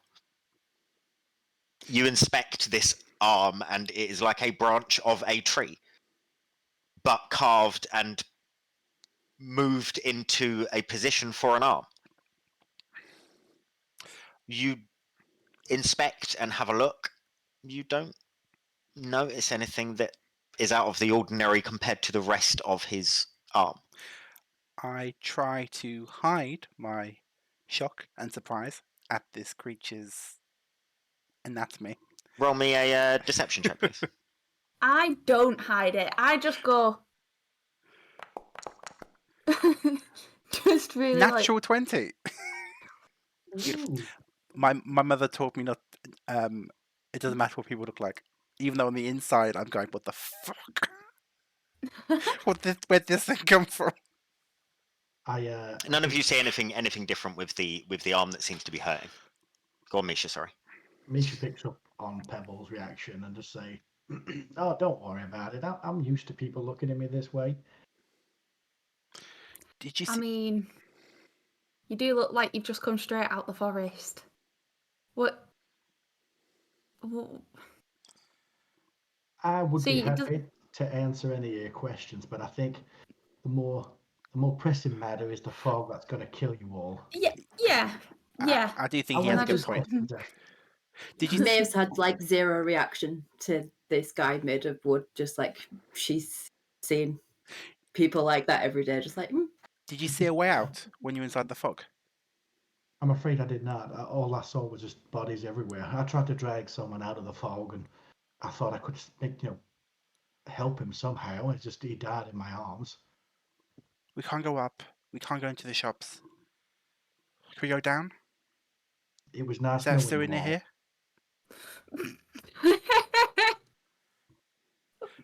I'm not that defeatist.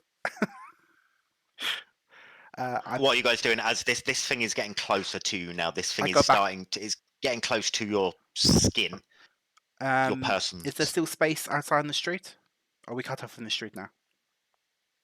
There is maybe a foot that hasn't been submerged, for lack of a better word.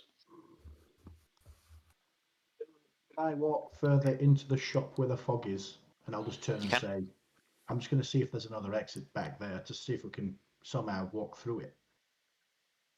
I want to walk through it, see if I can get to the back, and if my arm. I also want to see if my arm makes any worse or it gets any better as well. Okay. Roll me a perception check to look for another exit. What are the rest of you doing? You have seen this wooden man. Is fine walking into this fog and seems to be okay. So He has walked into can him. I like try and put my hand up against it and see if I have any reaction to it? You can do that. You I was going to, but then I watch Maeve do it, and Okay. I go, and I just let her do it instead. okay? Jeremiah, were you going to say something? So if you look at the door, you can just see the fog kind of closing in. There's like only like a foot left between the two. Pretty much, yeah. Can you see through the fog, or is it that opaque? It is solid. This, do I see any sewer grates in that foot as far as I can see across any way down? You can't see across. It is closing into Okay. the area that you are in. So it is literally, you can see the floor, a foot of what the floor is left, and it's slowly, I close gradually the door. just getting closer and closer. Okay.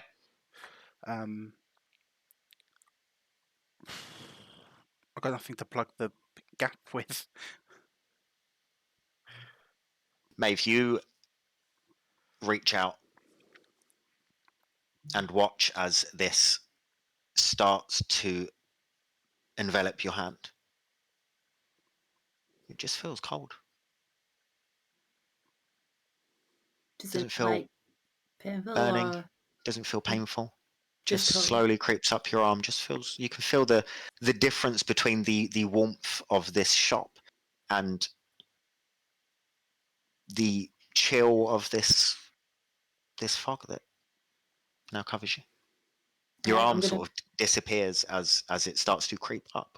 I'm gonna pull my hand back out and just like look at it and see if there's any Seems fine. difference. Seems fine. I'm gonna turn around and look at the others and go, well, I've still got my arm. And I'm gonna try and walk a little bit further in and just see if I can go in and like if I survive, I'll follow Misha, but I'm not gonna go in until I know I'm not gonna die. Okay. You start to do that. Easily done. What are the rest of you doing? I will find walk. Go on. Go on, Reese. Yeah, you're going to look for another exit. Azalea, what are you doing? Sorry. I'm gonna follow after Misha because I find comfort in the way he looks, being like a tree. So I'm just gonna feel safest with him. So we just want to follow him and hope for the best when we go in the fog. Okay. You watching Maeve come with her arm and say, well, my arm's still there, and start to take a step in. You go past and follow where Misha just went. Misha, did you roll a perception check? It may, yeah. Yeah. What did you roll? You know what I rolled. No, not me. You rolled another natural one. Yeah, What's yeah. your modifier? What's that for a total of? So that's 7 in total. 7. Yeah. You don't see another exit. I come back and I'll tell the world. You do, however, as you sort of walk back there, Okay. what Jeremiah didn't see as this fog enclosed in him is a halfling individual who has now succumbed to whatever this fog is, who was cowering behind the counter. Live? Not as far as you can see from where you are. You can make a medicine check if you'd like to. Yes, please. Come on. Natural 1, baby. Nat 20. Yeah, what? Nat 20. Nat 20? Yeah. One extreme to the other. Yeah. They are not alive. You can't see as much of it on them, but you can see the way they are laid. There is a trail of this black, thick ooze just down his neck. I want to pick him up and I want to take him to the group where I don't want him on his own, basically. I know he's passed, but I want to take him to the group just in case he might have, some of the guys might know him or he might be a friend to anyone. Okay. So, Azalea, as you walk in, you see Misha picking up this, bending down first of all, and then picking up this body. This fog seems to have no effect on you. Doesn't seem to do anything.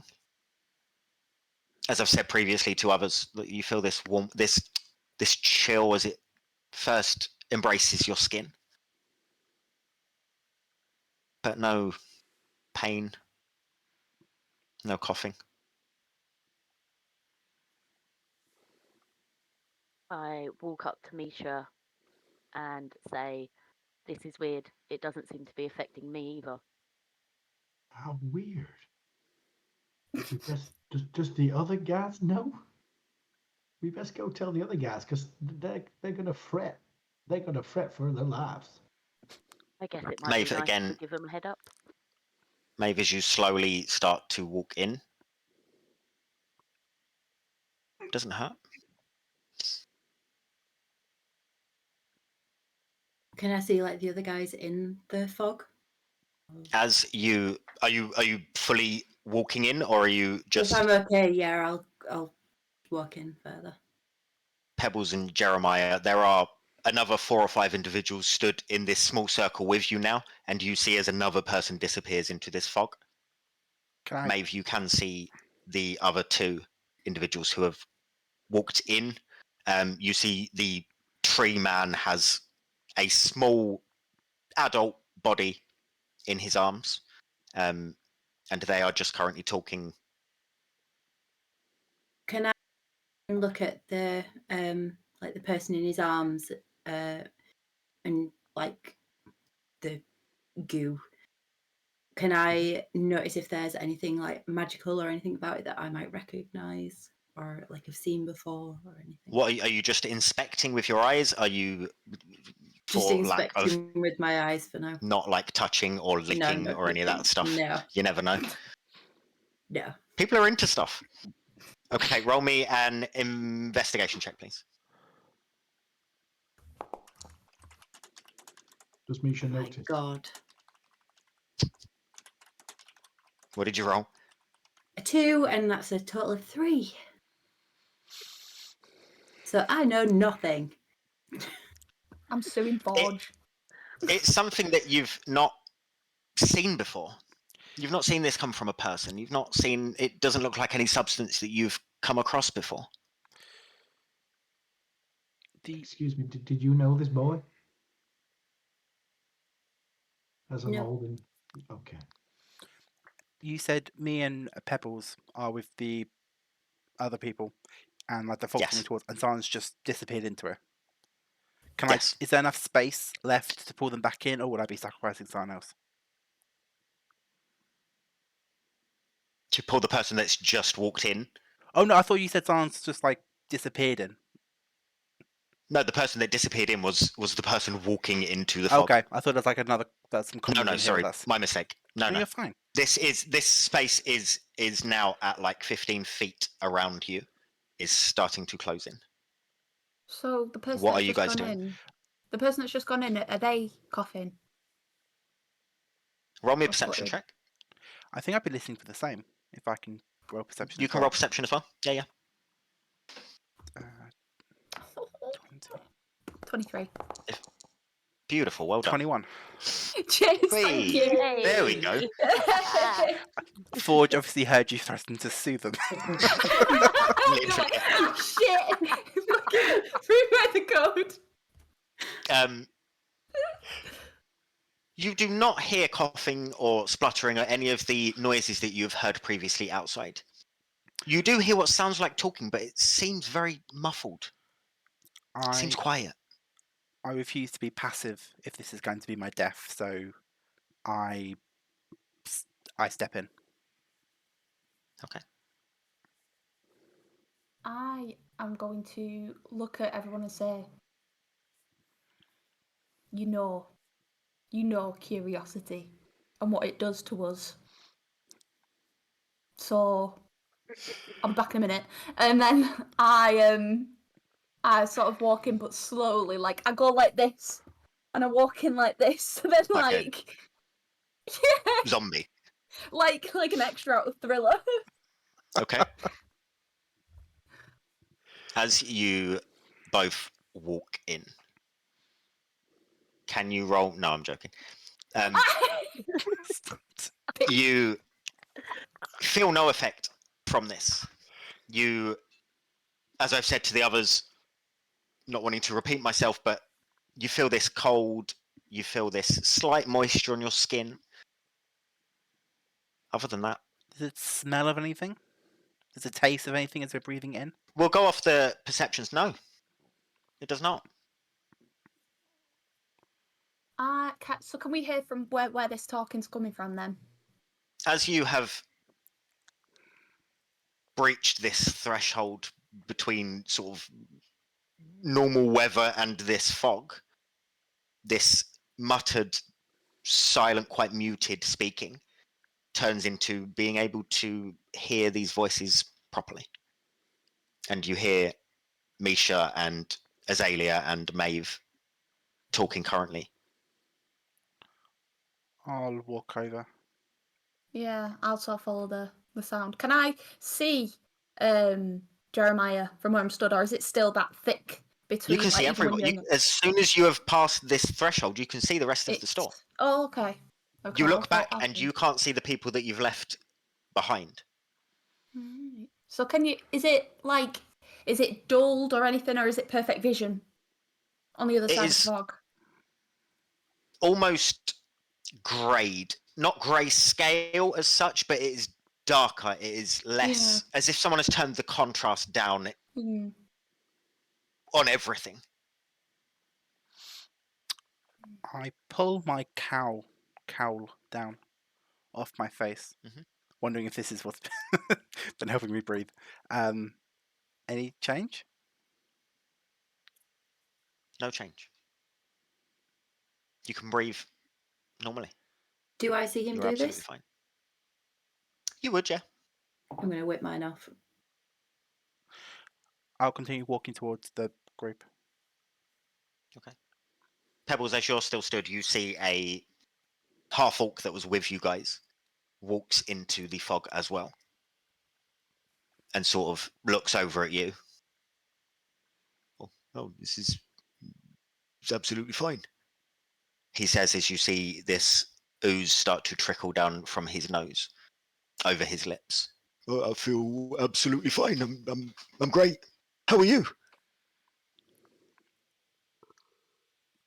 This is the exact expression that Pebbles will be giving. Just like staring at it and saying, I just go, are you sure you feel fine? Yeah, why wouldn't I? And as he says this, like, blood or this black stuff sort of spits out of his mouth as he's talking and starts to dribble down his chin, and he sort of freaks out and then starts to cough up this ooze almost on the floor in front of you. He sort of doubles over, and you can see as he is doing this, he's like convulsing, and his body is like moving in weird ways. I'm. Do I hear this? You would hear it, yeah. You'd all hear this. I would run over to him. Okay, what are you doing? Check. And Pebbles, what are you doing?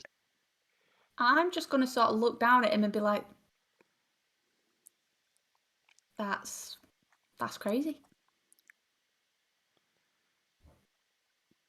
Checking him, seeing if I can identify, if I know what's doing this. I know it's the fog, but like, You can roll a medicine check if you want. Pebbles will then she'll pull a thing down and then just wipe her nose to check her own nose. Oh my god, 4. As you wipe it, you feel this moisture, and you look at your fur and realize it's just the moisture from the fog. It's fine. Not that I'd be able to notice on black fur anyway. No. What did you roll, Jeremiah? 4. You're not sure. It doesn't seem to be anything you've seen before, apart from the noises of experiencing this outside. Can I identify what the black goo is? You're not sure what it is.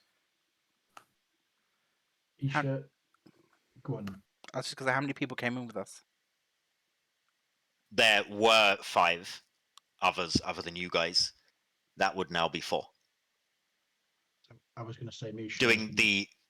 Sorry, go on, Misha. I was going to say Misha lays the halfling next to this other dead body and closes her eyes. That's all. Jeremiah, doing the maths of the people you left and you being one of the last people there and trying to figure out this stuff, they're nearly enclosed at this point, and you would be aware of that. You do know that this man that has just followed you guys in didn't have a scarf on his face. So you're not sure if that would have made a difference. Do the others? 3 of the others do.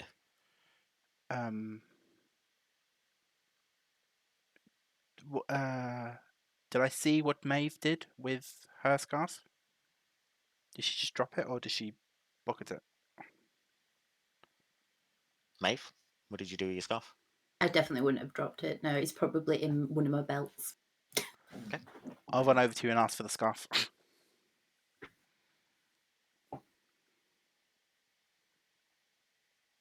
No. It's for them. It might save them. How do I know I'm going to be okay? You're okay. Okay. Why don't you give them your scarf? Because mine's it's attached to the cloak. It's I've got a knife.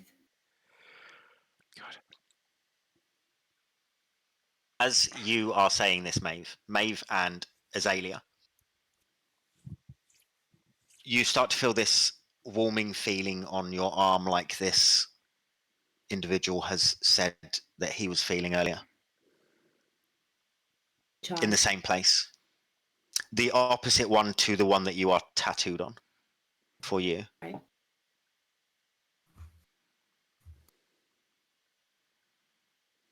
Do I see anything on my arm? You can roll investigation if you want to have a look. Like, proper look. visibly looking like that, no. But if you want to proper deep dive and inspect your arm, you can roll investigation. Can I look? Does it feel like fire or like ice burn, or does it feel like magic burning or heat? Roll me an Arcana check. Is it warm to the touch? Like if I went to go touch it, would it feel It's not. warm? No, it feels like it is warm, just like under your skin and your flesh almost. 19. It feels like something magical. You're not sure what, but it feels like it doesn't feel like any sort of elemental thing. It just feels like burning energy, almost burning magical energy. As I look at my arm, I'm just gonna like say to the rest, like, I can feel magic.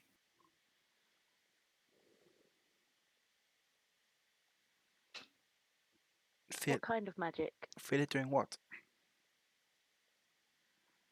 That pain. Can you feel the pain in your arm? I've started to. That. What magic are you feeling though from it? Do I know what kind of magic I'm feeling? You do not. I don't know. Just magic. Something's not right here.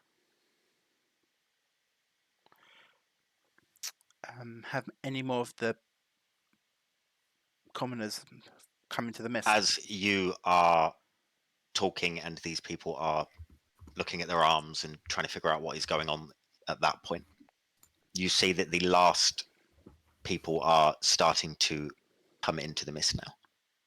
The small is getting too small for individuals to really stand in it.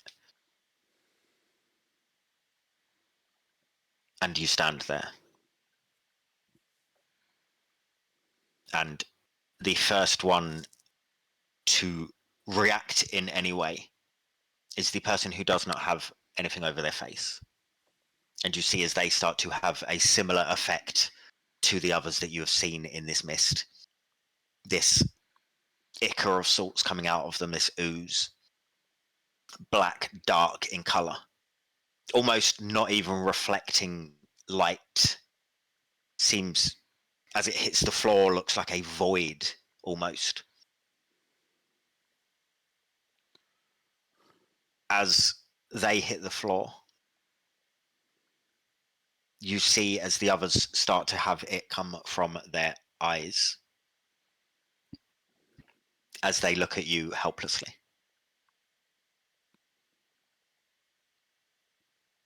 What are you guys doing?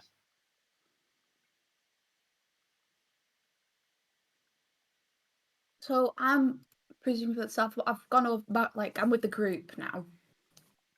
And like I've heard like Maeve and Azalea sort of talking about they can feel the magic. I don't know much about magic, but does it get stronger as you like, I don't know, like go further into the fog? Can I feel any change in my arm, like now that I'm in it longer, or like? Just the same as what you felt before.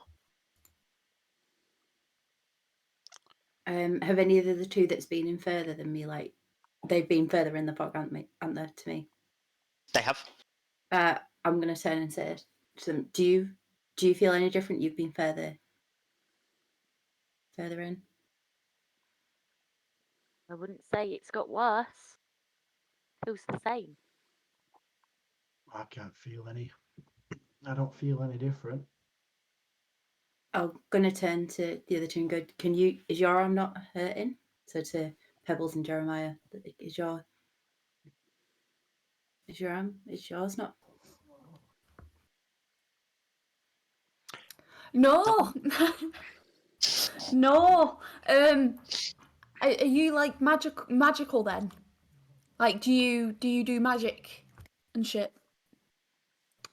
That's not the kind of question that one asks strangers. Do I ask it again? Then would you like me to? I can take it back. But are you though? I'm just gonna look at her. I'm just gonna turn away from Maeve and look at Azalea. Okay. I mean, you look pretty, but are you like magic? I would say so, yeah. I dabble in magic. Do you not? You hear her? Okay, no. Yes. Can't hear. You can hear Daisy. Okay. Yes. Oh well. And then I look She's at fine. Misha and I say, "Puppet man." Yes, little kitty. Do you do magic? Okay.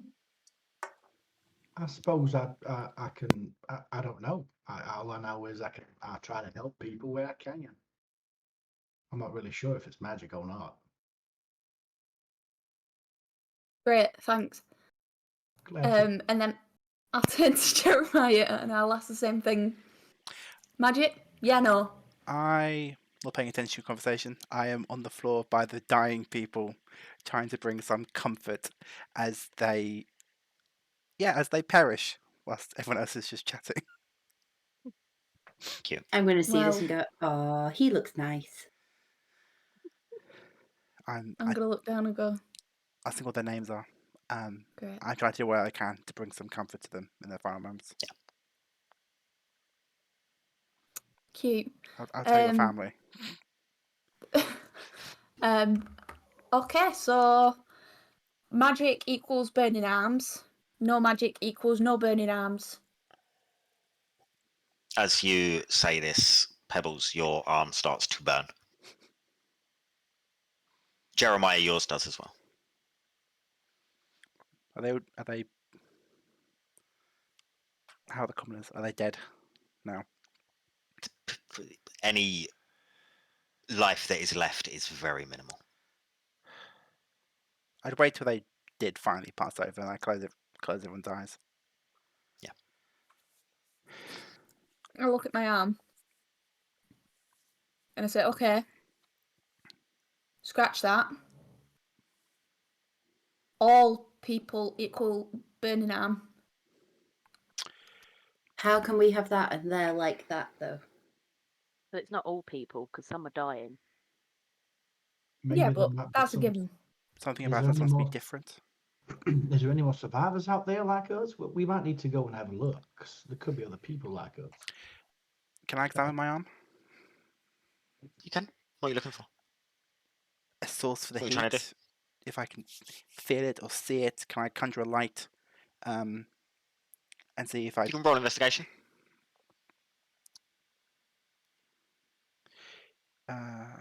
Cool. Can I see any marks on like the people who's died?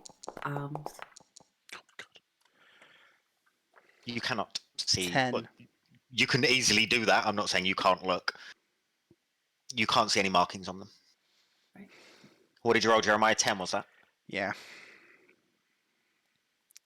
You're not sure. It is.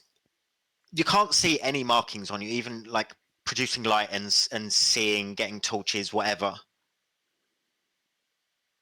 There doesn't seem to be any visible difference right now. You can just feel this warm feeling in the middle of your arm. As you are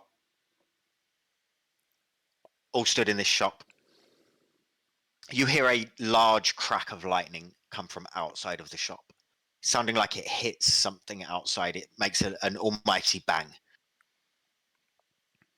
Can I head out? Well, not out, but towards the door to look. Is there a window? You can. There is a window at the front. I'll try to look out the window. Has the You fog see- completely consumed everything now? Sorry. You see that, to answer your question, the fog has consumed everything. The inside of the shop is consumed. You look outside, there is no semblance of sunlight. There is no shadow. There is no anything like that. It is just this greyed, low contrast market space that most of you are so used to. Looking out, you can see that there is a small storm appearing. Roll me perception checks for you two, so Jeremiah and Maeve, who have just gone to have a look.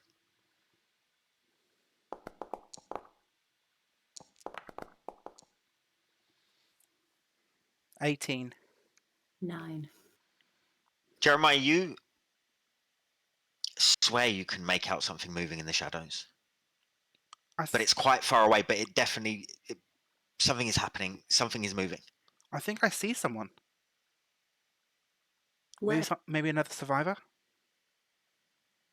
I'll point. I mean, I'll go to where because you opened the door, didn't you, Maeve? Well, I'm assuming no one said that we shut the door, so I was just kind of Oh, I assuming did. that we'd left it open. Yeah, the door was closed. I'll But have yeah, opened I the was door. hoping it would keep the. I was wrong, but I was hoping it would keep the Yeah. fuck. No, I'll have out. opened the door. Okay, then I'll walk over to you and I'll try to point it out to you what I'm seeing, the movement. Do I see anything nice pointed out? you see a slight bit of movement. You're not sure what it is. You can't make out if it's something moving or someone moving. If it's a survivor, you're not sure. I'll go outside. You definitely see movement. I'll I'm step gonna out look onto into- the street. Okay. I'll just not stop him, but just put my hand on him and go, are you sure that's wise? No. But I don't see us getting answers in here. And I'll let go, and I'll follow him out. Okay. What are the rest of you doing? Seeing this, I will follow them two out as well. Okay. I'll turn to this individual and I just say, I'm Jeremiah, by the way. And then I'll just look and go, pleasure, Maeve. Pleasure. And then I'm just going to mutter, Jeremiah.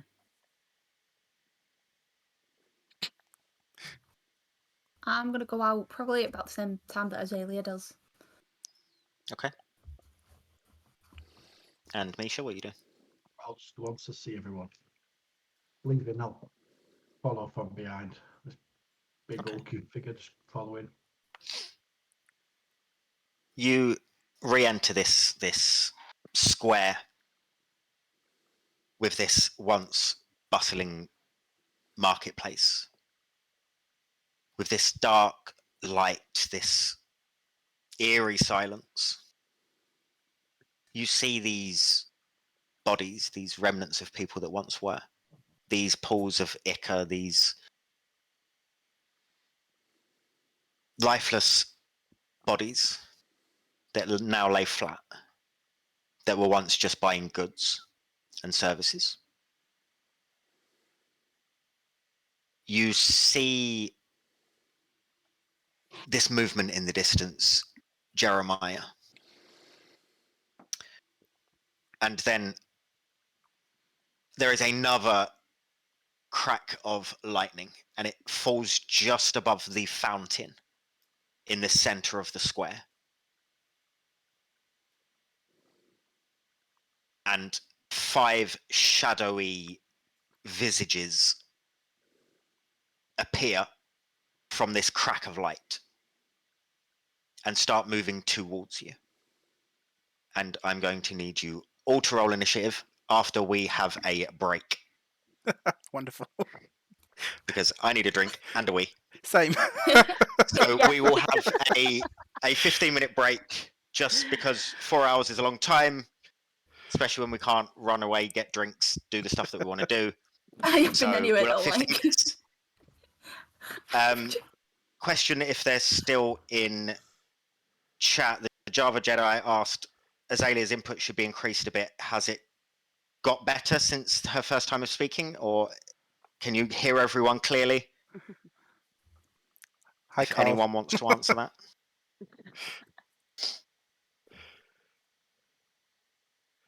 Just making sure that you guys can hear everyone clearly and If I increase smoothly. my end?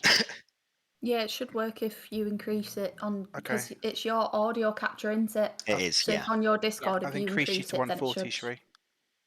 it should Do work. you want Okay. to talk? I think. Hello, is this better now?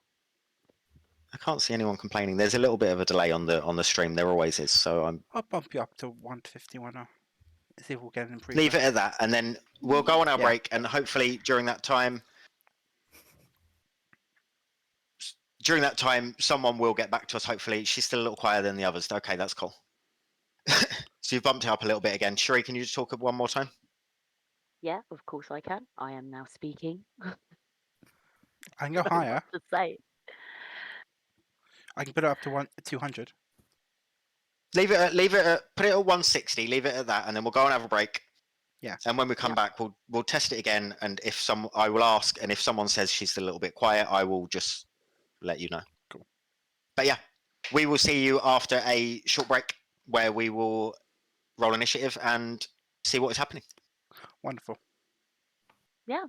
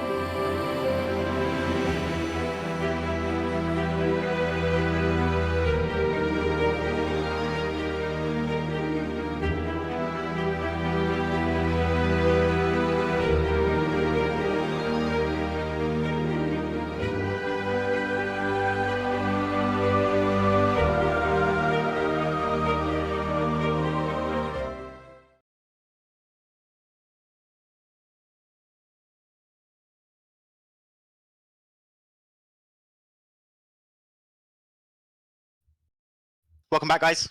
Sorry, we've had a nice little break and a chat. Eddie is just going to sort out OBS to get our map in the right place for us. So whilst he does that, bear with us.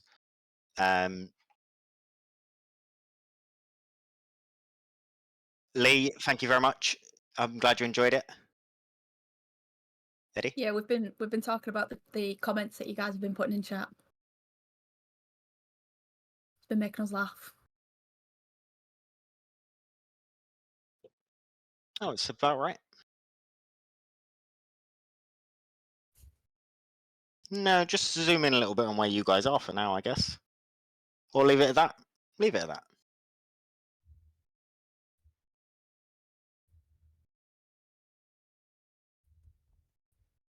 You guys are there.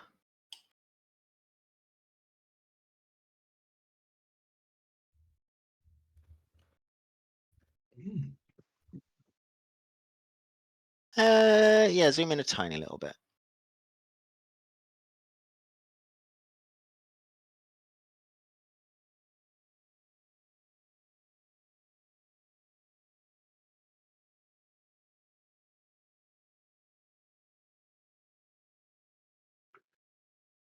Nice one.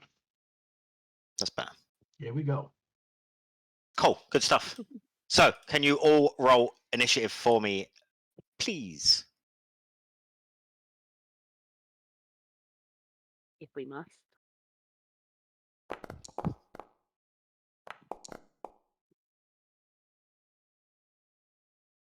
I've just added my bonus onto there. That's fine. Just That's fine.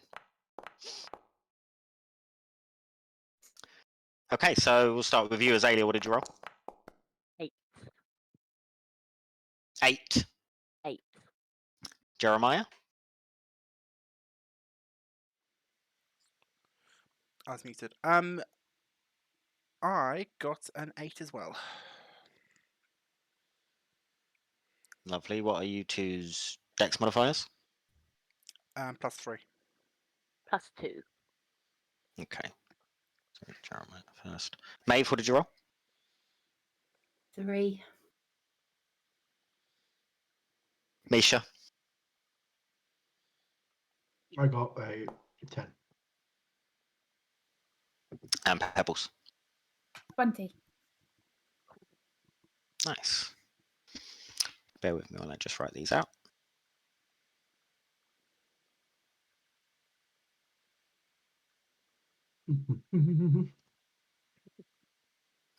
Hmm.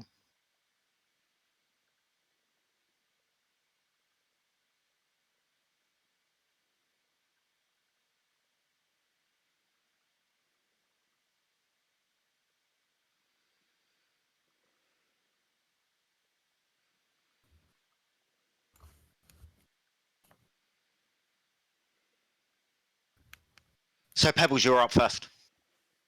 Yay! Okay, so it's literally just these black circles. Pretty much, yeah. You see Oh, these okay. these sort of in this greyness of this fog. You see these outlines, these shadowy outlines of things. Okay. I am going to.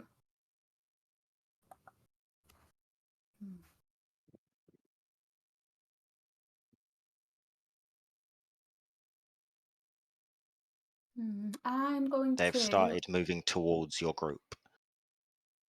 Okay. Let me. Menacingly. Can I move? They don't look these friendly. behind here and hide. You can just from your stealth check. Bear with me. I'm having some internet issue.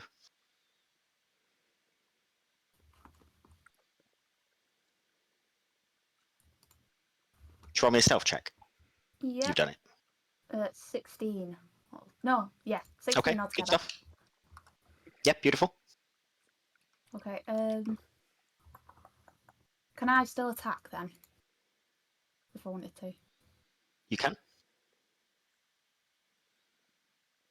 I'm going to attack the one closest in front. Yeah, closest in front. So this one here. Yeah. Okay. With my bow. My short bow. Okay. Roll to hit.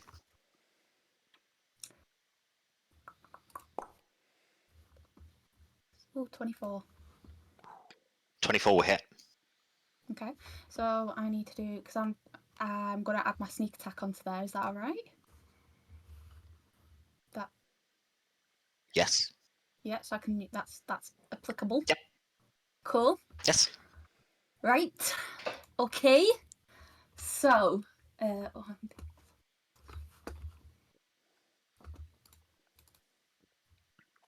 going to roll my base damage first, which is 4 plus 1d6, which is 5. Oh, wait, 1d plus 4 plus 4, so that's 8 plus 5 is 13. Okay. You shoot at this thing, and it doesn't look like it takes a hold of anything. But this silhouetted outline just disperses into cloud. And you're pretty sure that that is the end of it. Okay, and then I'm going to just duck back down. Okay. With my bow still in hand. Okay. So he is gone. Next is... Bear with me.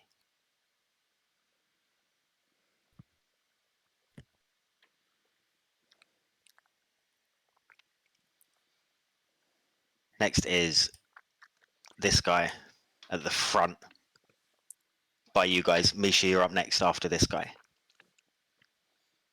He is going to move this way. And he is going towards you, Maeve. And this thing is going to... It almost sort of tries to go lunge at you. He's going to roll to hit, which will be a 5, which I would assume misses.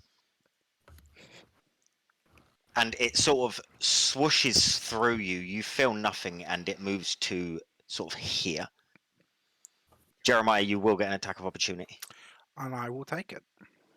As it starts to move away, I see its momentary distraction, and I will attempt to slash at it with my short sword.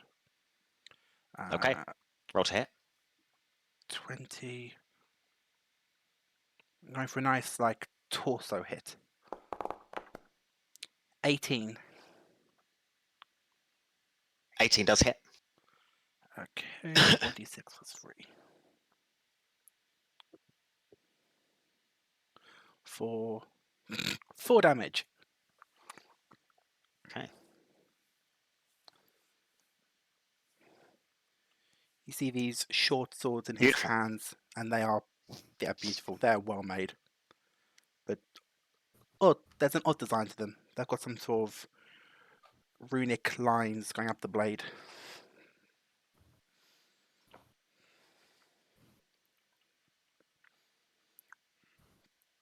Hold on, we have some sort of issue.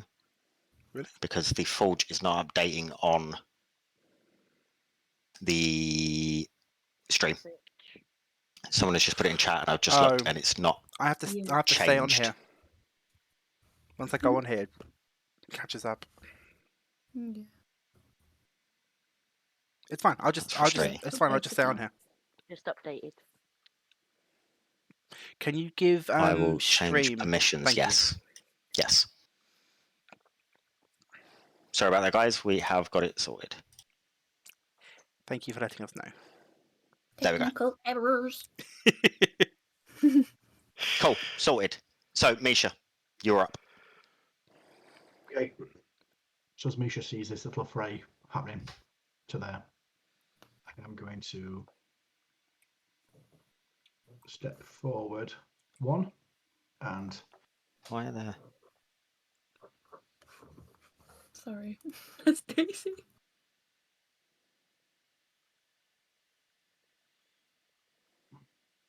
you're right there.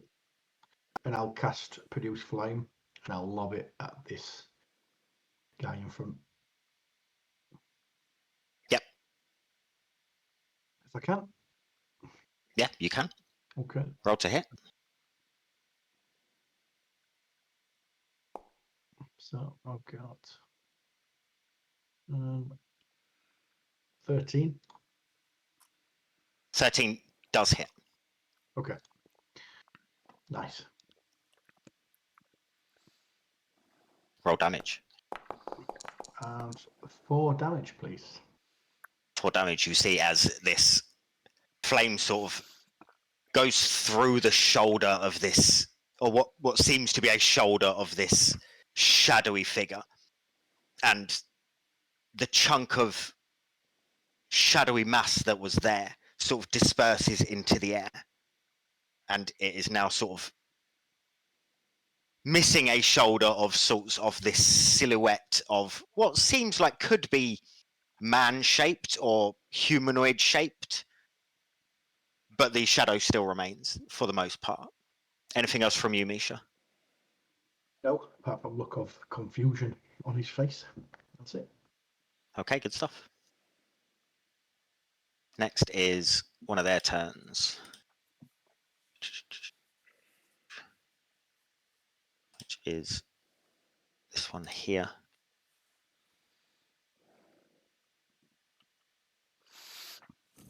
Is going to move here and it's going to rush towards you, Jeremiah.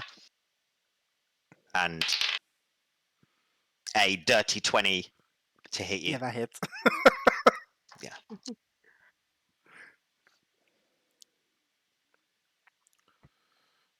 It's going to be 2 points of bludgeoning damage as you feel this force. This shadow seems to move inside you and then move back out, and you just feel this force being dragged out of you.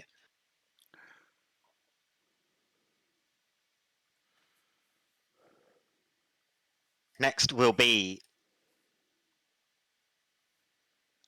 this guy's going to move here. Jeremiah, you're up next. Azalea, you're after him. So, Jeremiah, Oh, what are you sorry. doing? Okay, I thought he had. Okay. Since I had my reaction, I assume I pulled one of my blades out. Can I have a? Can I use my free action this turn to put out my other one? You can, yeah. Cool. My first attack, I will take another torso strike at this one with my short sword. Okay, That was good stuff. 20. That's 5. Oh, my dice. 21 to hit, 21 hits. and then it was a 1d6 plus 3.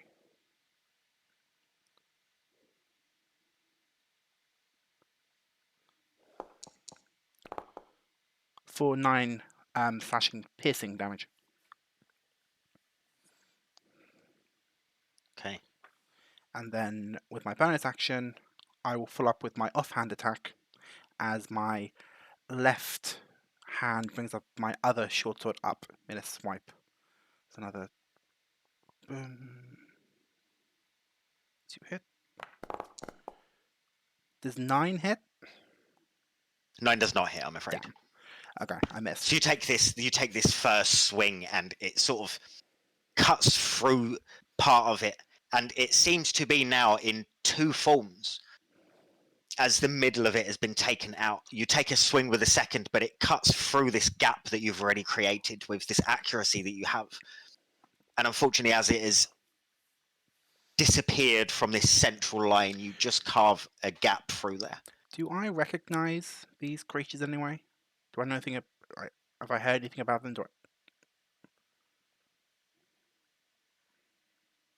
No, I don't think you would have. No. Anything else from you, Jeremiah? No, that is the end of my turn. Azalea, you're up. Okay. I'm gonna put my hand out and use Thorn Whip. So from my hand, you will see this vine come out, which is covered in piercing thorns. Okay. As I go for the one diagonal to me in front.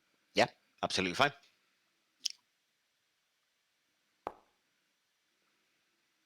15. 15 hits. Nice.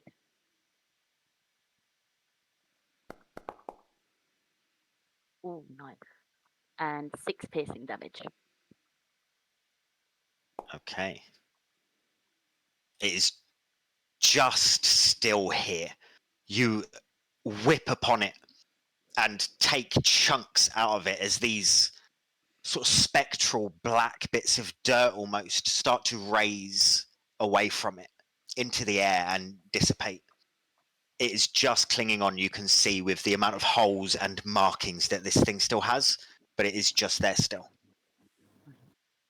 Anything else from you? Nope, that will be the end of my turn, thank you. So, Maeve, you are up. Okay. Next. Do I recognise any of these creatures or anything? You do not. No. Okay.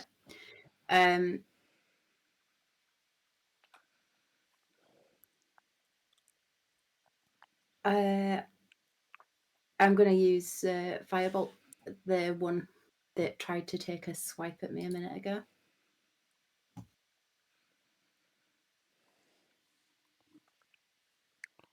You can.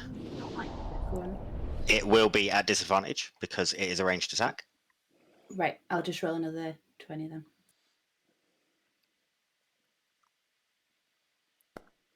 That was a sick animation. Oh no. I did that. Disadvantage is 19. Say it again. With Maeve. disadvantage, it's 19. 19 hits.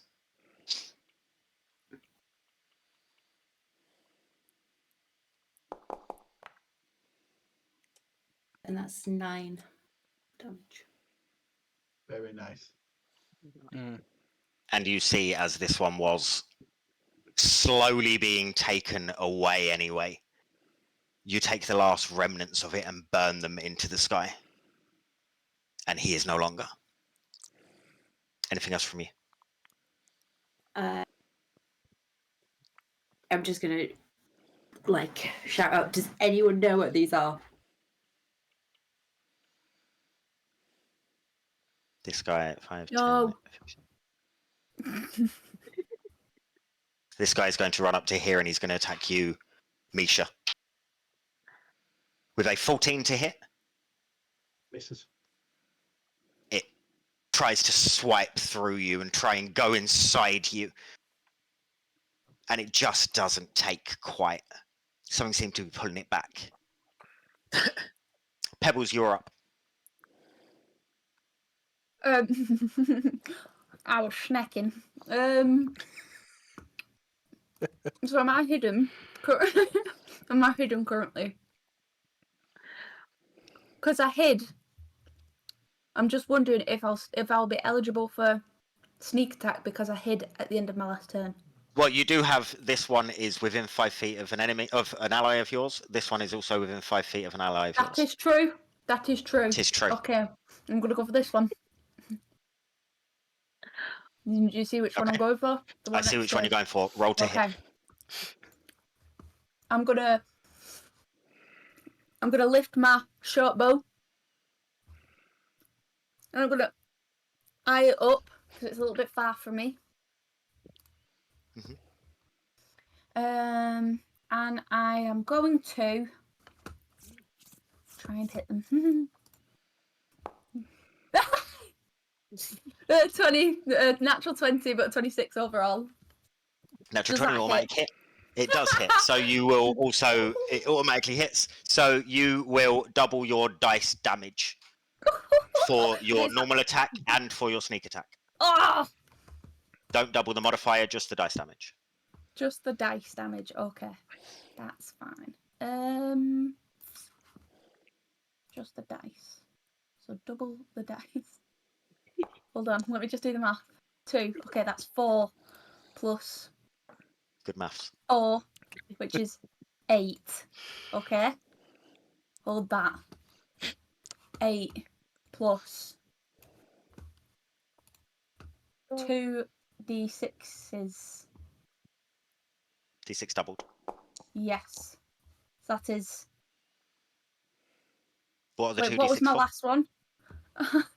Right, so I've just rolled a 6. What did I do before? Was it 4? No, it's 6. Because I You rolled a 2.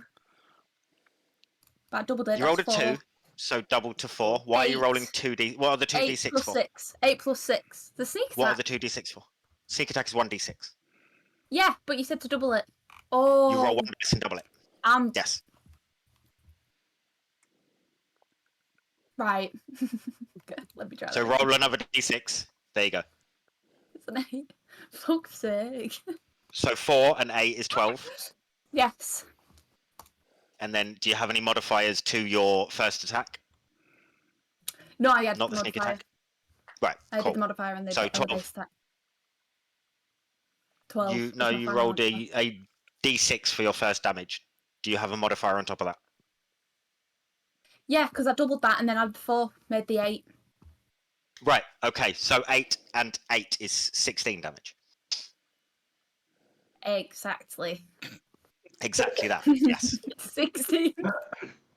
For God's sake. Got there. You take your little crossbow, close one eye, get down low,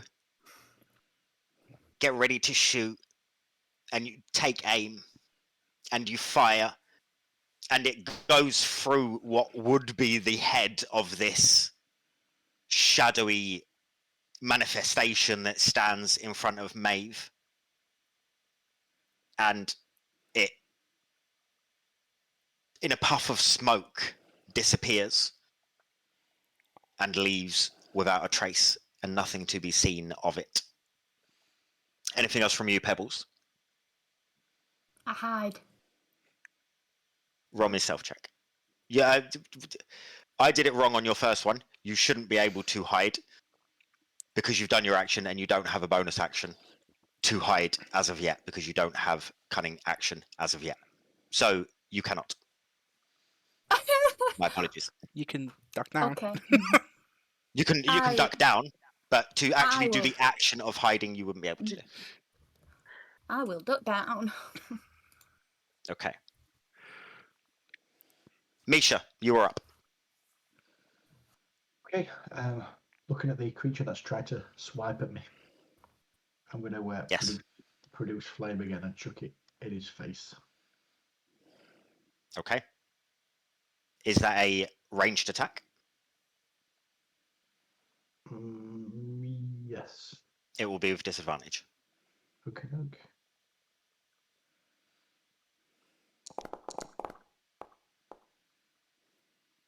So 13. 13 still hits.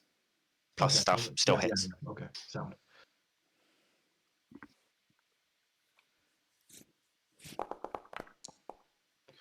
With 8.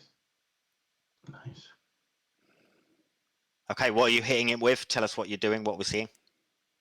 So as you see this wooden creature strangely produce flame and not get hurt by it, or set him ablaze, as it were, on his arms, he just like shoves it in his face. Okay. And then, so this creature then. This creature is still there. You shove it in its face, and it starts to, as you hold it in its face, it starts to. You see it starting to sort of melt, but upwards towards the sky. This black being the only bit of contrast that you see now compared to the grey of everything else. The awnings on the markets once had colour and life to them, but even these seem dulled and dimmed at this point, and this black just stands out amongst this sea of grey and this mist that sort of half swirls around you. Is there anything else that you would like to do? Again, anything else that looks familiar to me with these creatures? No, you would have not come across anything Okay. like this before. And then that's end my turn. Okay. Next is this guy at the back here, who is going to try and attack you, Misha. It's going to fly up towards you, and a 17 to hit 17 just is, yeah. for 3 points of damage. Okay.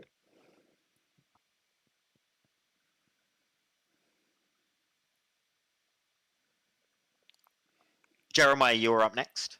Azalea, you're after Jeremiah.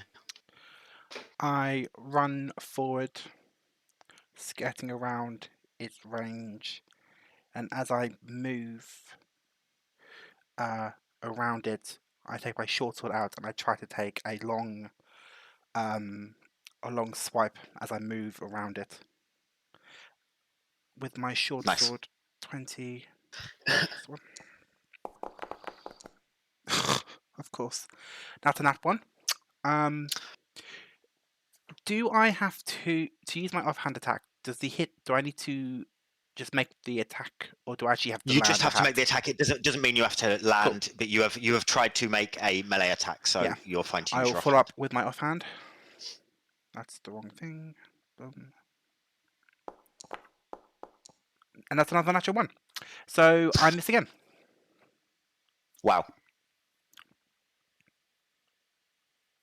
Other DMs would punish you for such a thing, not me. You run around this thing, but you can't quite figure out the inner workings of it, or where you're supposed to actually be hitting, and you feel like you're swiping around it, but it doesn't seem like you've made any purchase on it whatsoever. If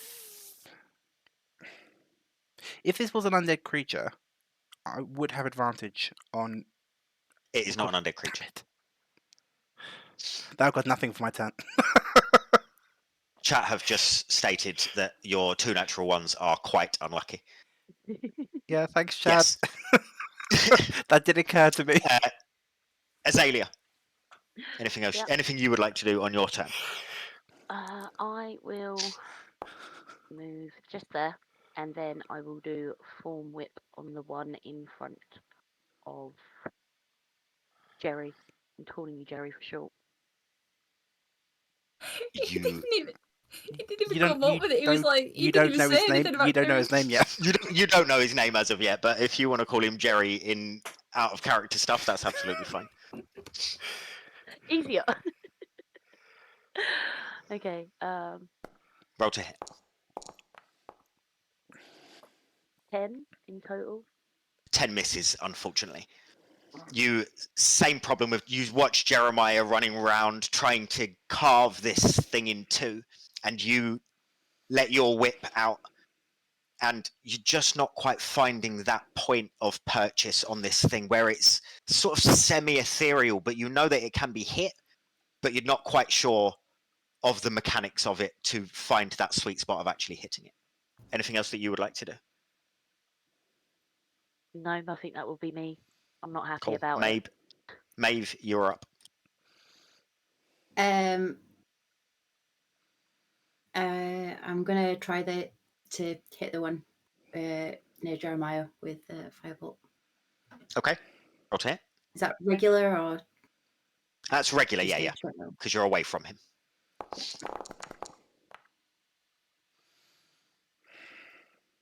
22. 22 will absolutely hit.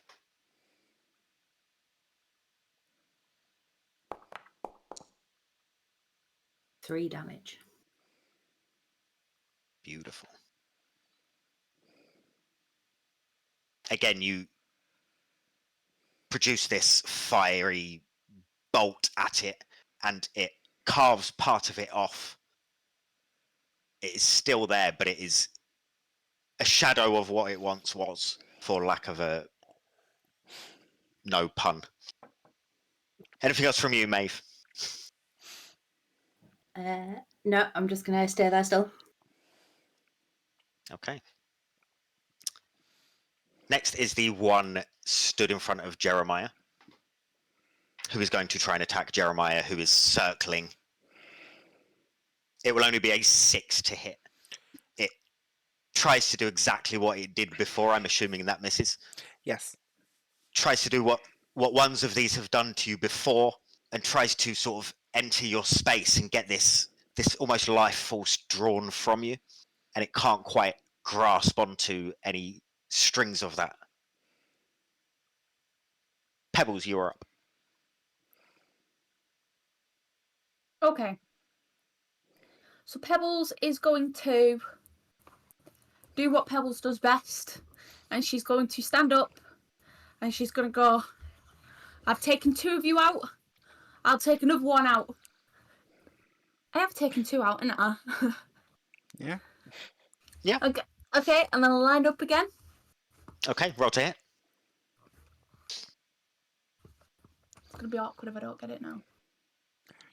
I mean, don't get enough one. You'll shoot as I do in the head. I was so close to being an 18! Shit! What did you roll? That is altogether 11. 11 misses, unfortunately.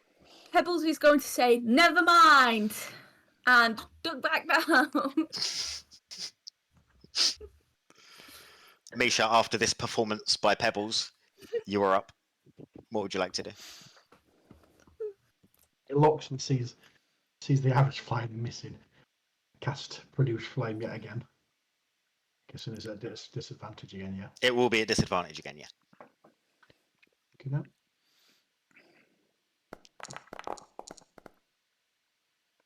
That's 7, 13. 13 hits. Oh, cool. I thought that were a miss then. Okay.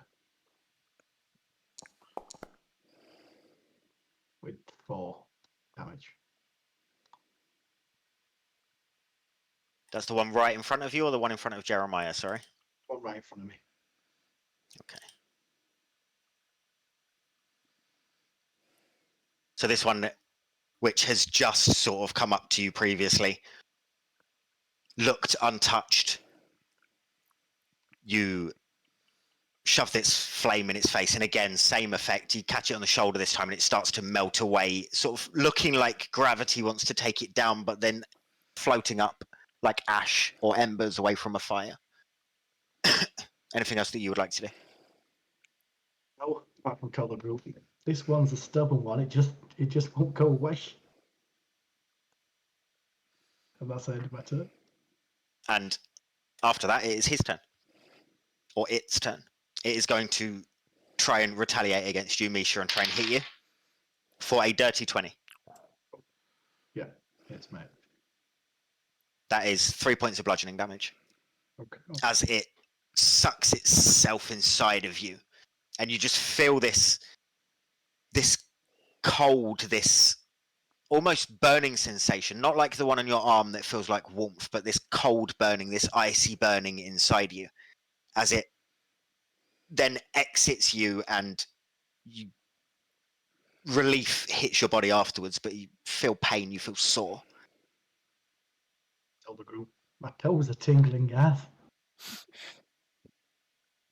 Jeremiah, you are up. I will try to take another swipe at the one in front of me. Okay.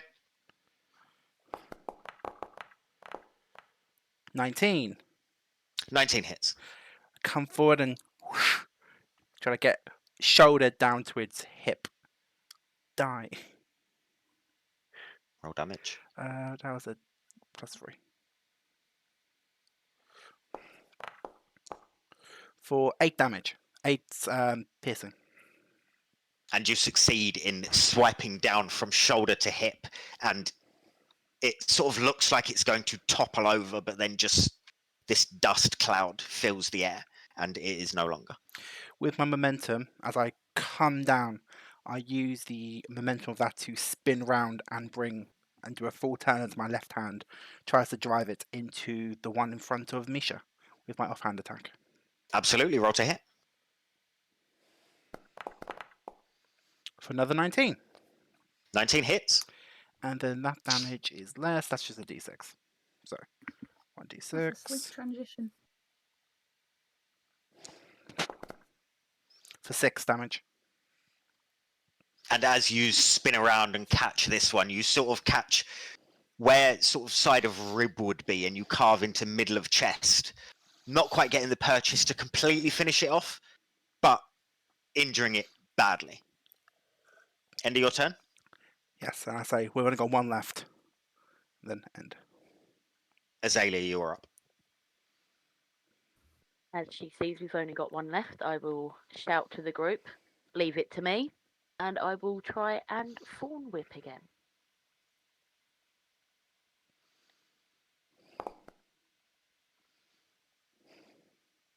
So that's a 10, so that's a miss. 10 misses, I take I'm it. afraid.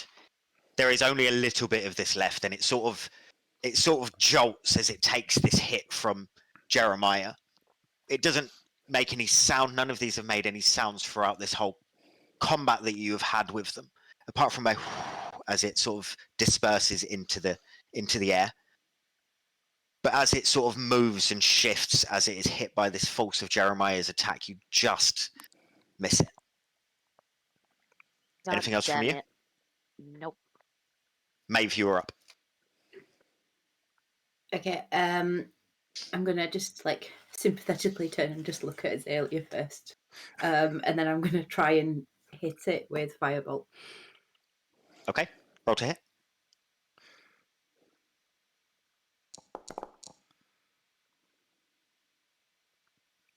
So that is 22. 22 hits. And that's 3 fire damage. Again. Which is just enough. Tell me how you kill it. I'm gonna hold out my hand, and this like just bolt of fire is gonna shoot out and just hit it square in the face. As you do it, again, as you've seen 4 previous times, turns into this ash or dust or spectral dark circles and just disappears into the air. As this last one completely is removed from your vision, you see as this fog starts to drop and clear. Ed, do you want to take us off of the map Of course. onto the normal overlay? The fog lowers and disperses, and things are brought back to normal color and normal sight and normal vision. And you're left with a scene of a market that was really busy 10 minutes ago, 20 minutes ago, now filled with bodies lying lifeless. What do you guys want to do? I stand up and I go. I look around. And I just say, well, this is depressing. Why are we the only ones that are okay?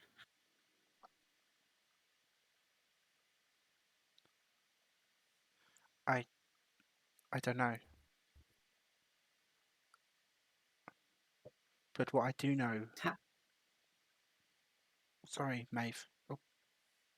What I do know. There was another lightning strike. We heard 2. One whilst we were inside, and then this one. Perhaps we should see where it hit. If this one appeared before us, people who were somehow immune to this, perhaps the other one was next to another group of survivors. As you say that and look down at your being, fresh from the adrenaline, everyone now settling down, you look down and see on your arm where it was hurting, there is a mark there. What kind of mark? It is like a band around your arm. It is dark green, and it has some sort of symbols that are foreign to you. They are mixtures of lines in different patterns, in small. And like it goes all the way around? Like a tattoo, like a band tattoo around the middle of your forearm. don't recognise any of the symbols. You can roll me a history check. Are they? Do I recognise any of them? No. You haven't. He is just looking at his own arm at the moment. You wouldn't be able to see any of what these symbols are from where you are. They are quite small. I have advantage on history checks if it's to do with Fae, Fiend, or Undead. Nope. Damn. I'm sorry, but I will keep asking because it's free advantage. No, of course, yeah, absolutely. You should do. You should absolutely ask, but no, not in this. Okay, 20. Sorry, my computer doesn't like all the different forges. You're absolutely fine. 12. You do not. These are completely foreign to you. They don't seem like language, but they don't seem like any solid shapes that you've seen, like as a child learning shapes and all this stuff. It doesn't seem like anything like that. You're unsure. Does the skin feel different if I run my hand over it? It doesn't. It doesn't. Can we see him looking down at his own arm, like confused? You can. You can, Okay. yeah. Pebbles is going to look down at her own arm. Yeah, I'm going to look at mine as well. Yeah, I'll do the Same. same. You all have the same mark. Exactly the same, like same colour, Exactly the same pattern, from what you everything. can see, yeah. I walk over. Do I recognise any of it? You can roll a history check. I walk over to the group and kind of show mine to compare. I sort of put mine in as if, like, you know, when people put their hands Yeah. in. That's what I was thinking. I'll do the same. Like, guys, we've got matching tattoos. Look at them. Friends for life. I don't know about you guys, but I tend to want to consent to when I get a tattoo. Suppose it's to save our guess, lives, maybe. I guess I'll have to invite you all to my birthday party now, right? Do we have to come? I'll come to the birthday party. That's fair enough. I'm happy to come. I'll bake the cake if you want. I'm pretty good with cake. Maeve, what did you roll, sorry? 14. You do not. Carry on, sorry. Don't worry, I can make my own cakes. It's your birthday. You shouldn't have to make it. Okay, I'll blow up the balloons. Okay. Well, I guess formal introductions, I suppose. My name's Misha D. Forrester. Nice to meet y'all. It's lovely to meet you. As you say that, you all hear, quick, get in.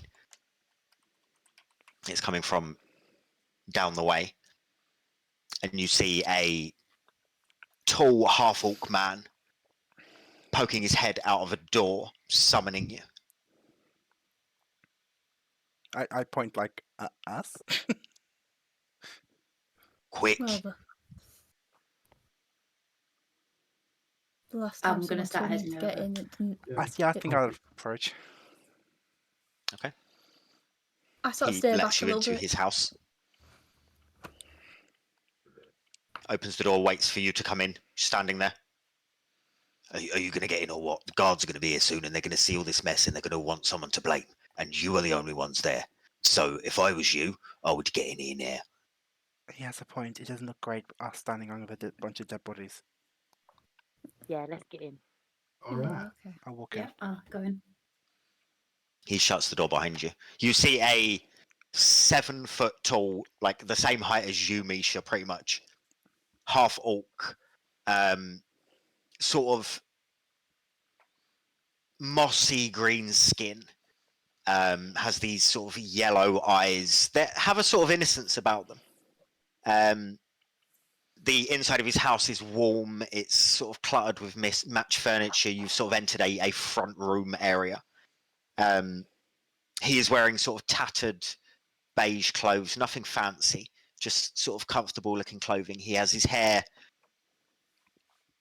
up but braided down, sort of dreads almost, with sort of touches of grey in there, and he has this beard that goes down to a braid with a small sort of stone at the bottom of it that's keeping it in place. And you see this sort of salt and pepper look to it. He looks over at you all and he just says, "Now, if you wouldn't mind starting from the beginning, if you please, what in the hell's happened out there?" What makes you think we know? I didn't say you did, everyone is dead. Yes. Not everyone. You're not. Yes. Yeah, No, why I'm don't not. you start from beginning? I was just watching out the window and then couldn't see anything, and then I could see stuff, and then I couldn't see anything, and Can I see your arms? yeah. He holds his arms Thanks. out. You see no markings that resemble your markings. He does have tattoos, but none of them that resemble anything that you guys have newly acquired on your arm. Well, I mean, we were outside. The fog. I don't know if that really was fog, but whatever that was, rolled in. We tried to take shelter inside one of the shops, but it got in. And somehow it didn't seem to affect us. It's the weirdest thing. I've been on travels, I've seen a lot of stuff. I'm an old man now. I've never seen anything like that in my life. What's your name, sir? Oh, sorry, Grok Bilfer. I saw you out there and I thought that I don't want to see more people dead or strung up because of anything, and no one's going to trust me. And you know what politics are like.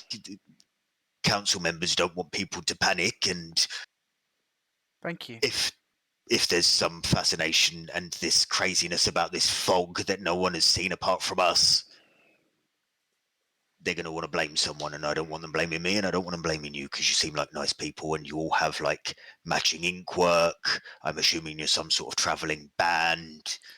So yeah, I just thought. Right. Thank you, Grok. That's kind of you. You're welcome. Would you like some tea, some food? You look a bit shook up. I think that'd be lovely. Thank you, Grok. Yeah, I'm terribly shook up. Can you make a full pop? I can, yeah. I was going to. Thank you, Grok. I have a loaf cake that I made earlier. It's got some chocolate in it. That'd be great. I'll bring that with. He goes to the back to, as he opens the door, a sort of small, sort of ramshackled kitchen. You're surrounded by all manner of furniture, and there are lots of shelves with what look like old, dusty books on. There are trinkets and little bits here, there, and everywhere. He looks like a well-travelled person and has been picking stuff up along his journeys. Well, to answer your question, Misha, Jeremiah Valentine. Nice to meet you. It's lovely to meet you as well, under the circumstances. Yeah. What are the rest of your names? I'm called Pebbles. Just Pebbles? Like the stone? Yeah. Like the plural? Well, it'd be a bit silly if I was called Pebble. You're right. That would make it silly. And it is a pretty name. Thanks. What names are y'all? I'm Azalea. Ma'am, what's your name?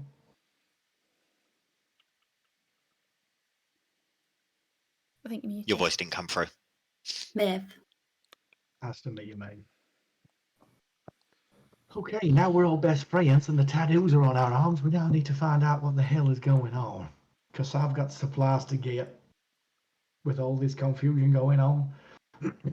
Well, I mean, I think we all had things we were supposed to be doing, but I do think this takes priority. The I city don't was think just there's anyone left to attacked. get supplies from. That kind of affected the entire city, do you reckon? There must be some survivors. I mean, if this gentleman here survived somehow. then How? Everyone else is dead here. We saw that it came into the shop. How did this guy survive? Do we know? Did he say? He didn't. We should find out. Pebbles is going to just look around at the surroundings, maybe just be nosy at the trinkets and that are about. Yeah, sure. You can roll a perception or investigation. Your choice.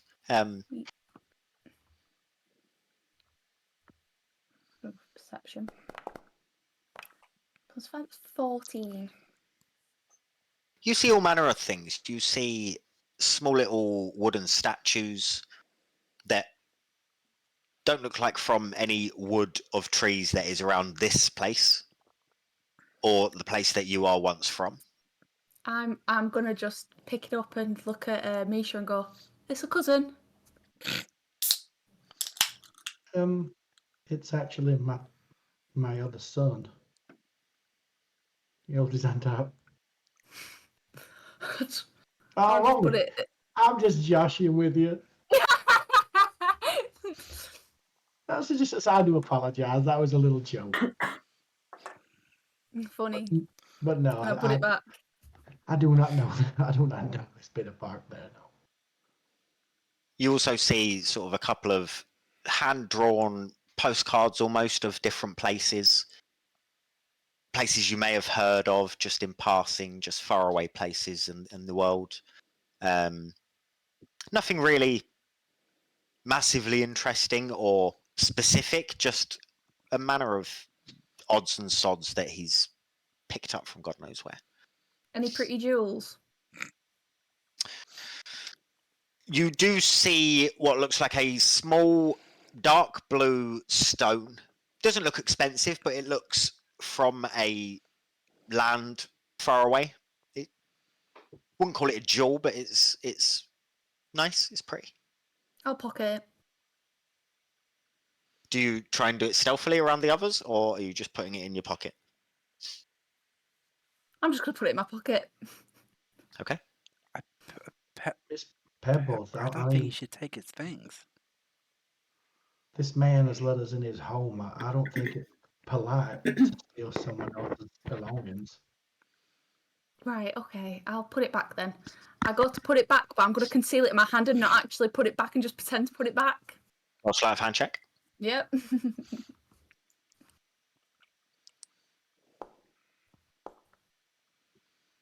That's a 14.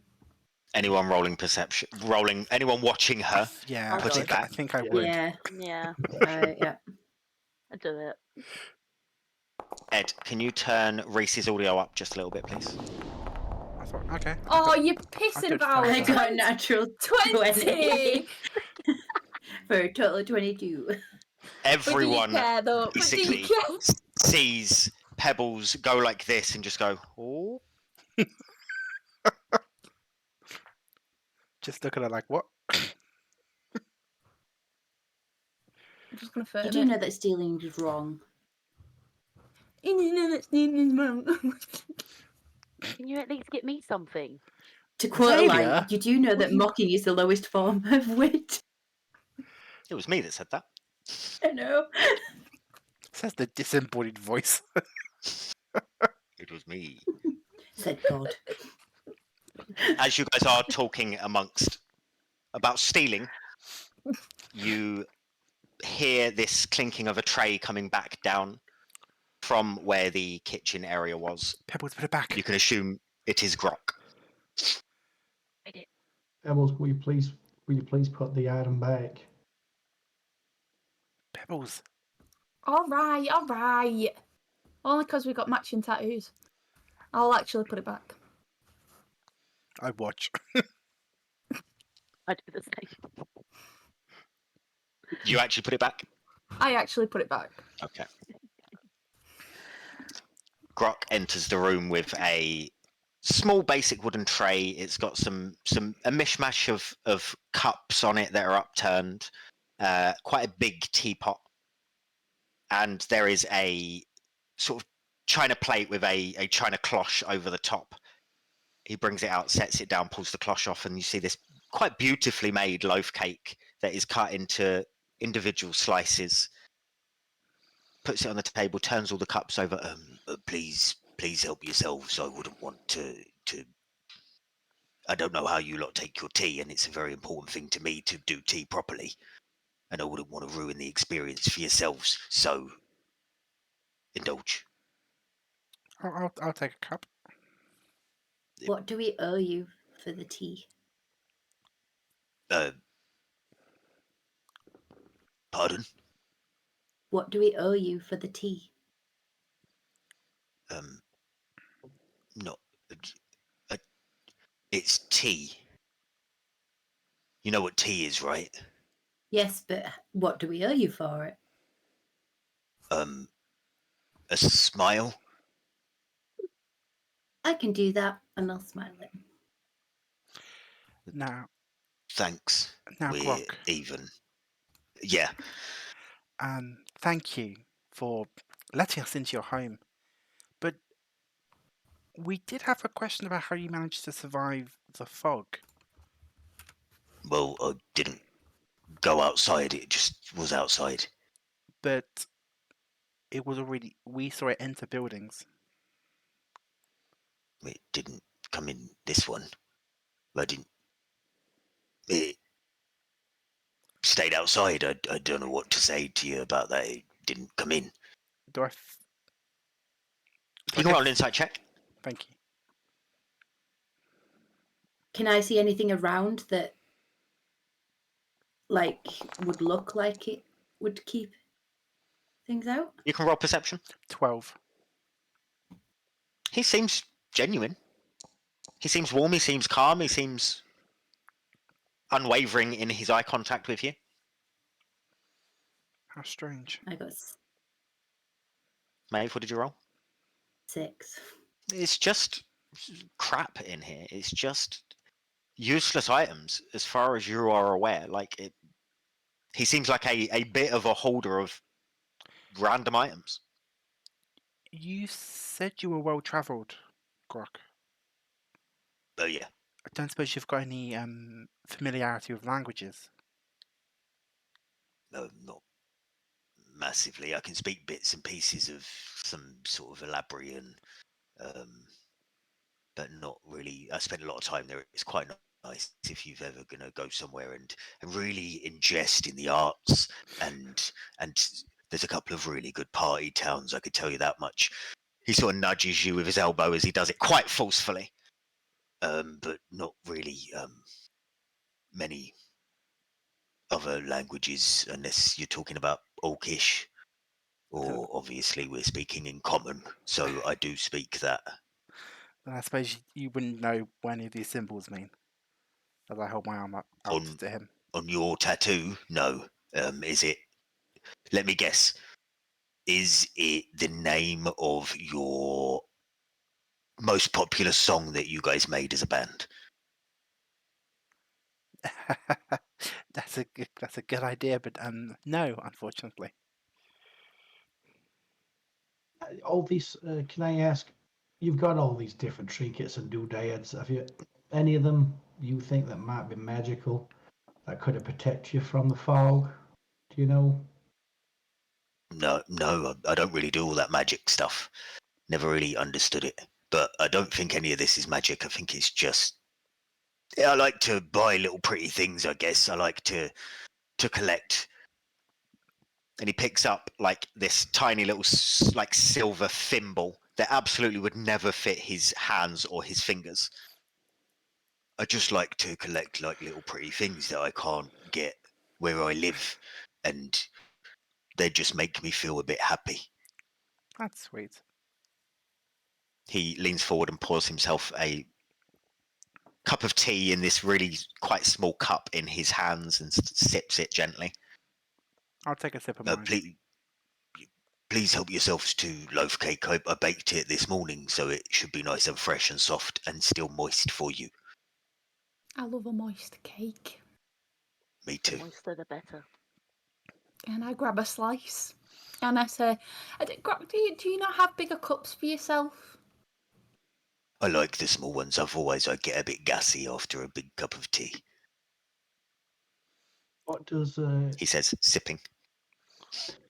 can you describe what the tea tastes like and the cake? Because that does look very nice. I mean, you could just have some if you'd like. I would, but it would be a little pointless for me to. I don't eat or drink. Is that one of Like them new nothing? fad diet things? No, it's not a diet thing. It's more of a. I don't need to eat or drink anything, so But can you? I do not. I don't think so. I've never tried, to be fair. I mean, I've never needed to. Not even water? No, But are you like a tree? you'd think so. I get that, but no, I've never needed to do anything like that, so I've never tried. Jeremiah will pass you a piece of the loaf cake. Just try some. What's the worst that can happen? Pebble says it hits better than photosynthesis. That from personal experience, Pebbles? Okay, I'll take a little bit. Smooth. Just take a Little little party bit of it. towns. Misha, what are you doing with the cake? I'm going to take a little, just break a little bit off, and just drop it in the mouth. You feel it. Go in. Do I taste anything? No. Roll Okay, yeah. perception.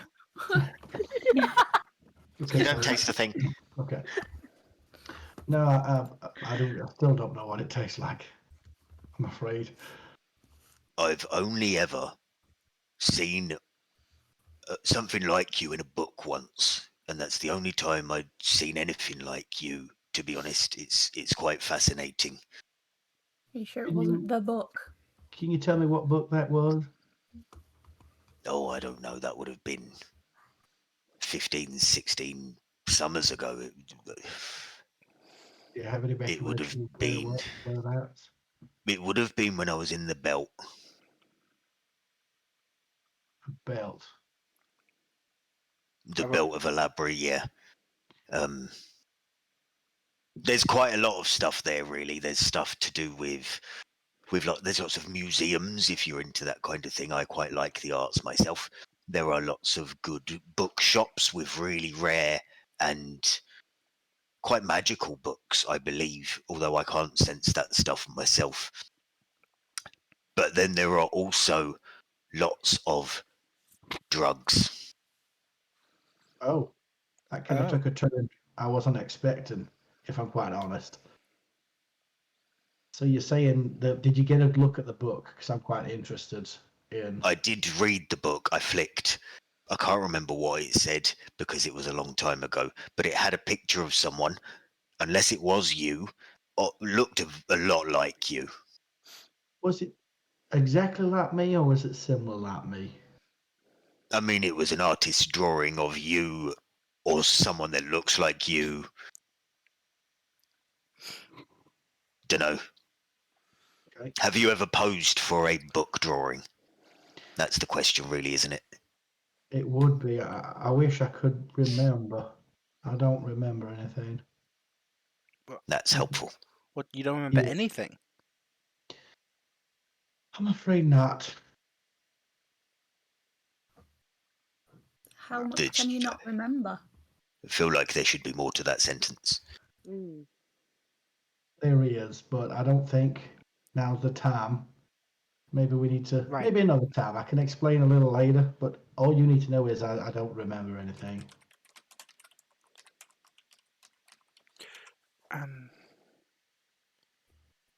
How long should we stay here? I mean, You are more than welcome to. I mean, I don't have much room, but you are more than welcome to stay for as long as you need to. The guards, I'm assuming, will be around at some point. He sort of peers out the window. I wouldn't want anyone to be out there when they get there because it's going to be chaos. Agreed. So do we stay here until we've seen the guards come and leave, or I suppose that makes sense. Croc looks at you and says, I don't really understand when people elongate their sentences at the end, and I don't really know what that meant. Am I supposed to speak? Are you still finishing it? I don't really... I'm not good at social cues. I imagine the stone arm will knock on doors to see if there were any witnesses. Maybe. Is there a back door to this place? Yes. Does that lead back onto the streets? It leads into an alleyway that's behind my house, and that leads elsewhere. I don't use it much except for like putting rubbish out. Where's the lead? Out to the district? Yes. It leads sort of towards the Starry Looms district, a couple of streets off from there, so you're nearly out of That could be quite this useful. district. I was just thinking, if we want to find out what these symbols mean, I mean, the library's in the Starry Looms district. that's a good plan. I'm sure Maggie might. I get on quite well with Maggie. I'm sure she'd be willing to help us. Maggie scares me. Who? She scares a lot of people. The librarian. Maggie, the librarian. You know her very well? I have spent a considerable amount of time at the library since I moved here. I'd say we're acquaintances at this point. I recognise the name, but I've never been quite chummy with the librarians. I think of her as a friend. Okay. You'd have to ask her if she feels the same. If she's alive, that is. Is that what we're saying? God. Do you think this No more fog enveloped books the for entire us. city? I hope not. I've got friends here. What if it doesn't stop? What if it just keeps going? It stopped a They minute came ago from somewhere. before it did. At the very least, we do. It does make sense for us to leave here. If the guard are coming. Okay. And maybe look Oh, for yeah. if there's anyone else that survived. What about Do we you, go Grok? to the library? What will they think if they see you and the fact that you've not been affected? We don't know there's no one else alive. There might be people in shops 2-3 doors down that are still going. If they come here and ask me why I'm still alive, I'll tell them because I am alive and because I didn't die, and I don't really have anything other to say than that because I have no answers for them and I don't know what they're going to expect of me. If they want to lock me up, I won't go down without a fight. Normally people just get lawyers. Maybe do that. What if they're all dead? Represent yourself. You seem like a smart man. Books? I could and the do sort? that. You've read them? Yeah? Or, if there's no Grok lawyers, they Bilfer. can't charge you.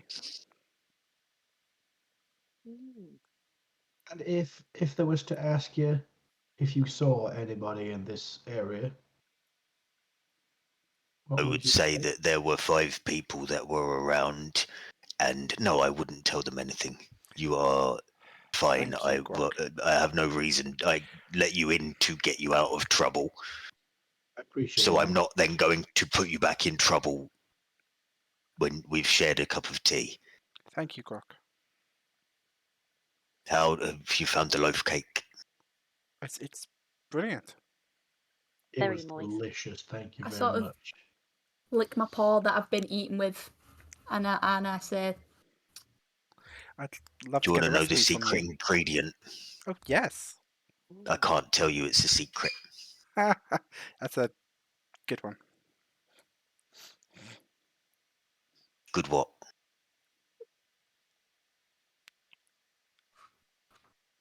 I You misspoke. just sit there I and just mean look that pretty that drunk. sounds like a good recipe. Every recipe needs a secret ingredient, something that makes it special. Mhm. So, as I said, you're more than welcome to stay. I mean, I like the company. But if you don't want to stay, then you're more than welcome to use the back of my house and leave. Can I take another bite of the loaf cake?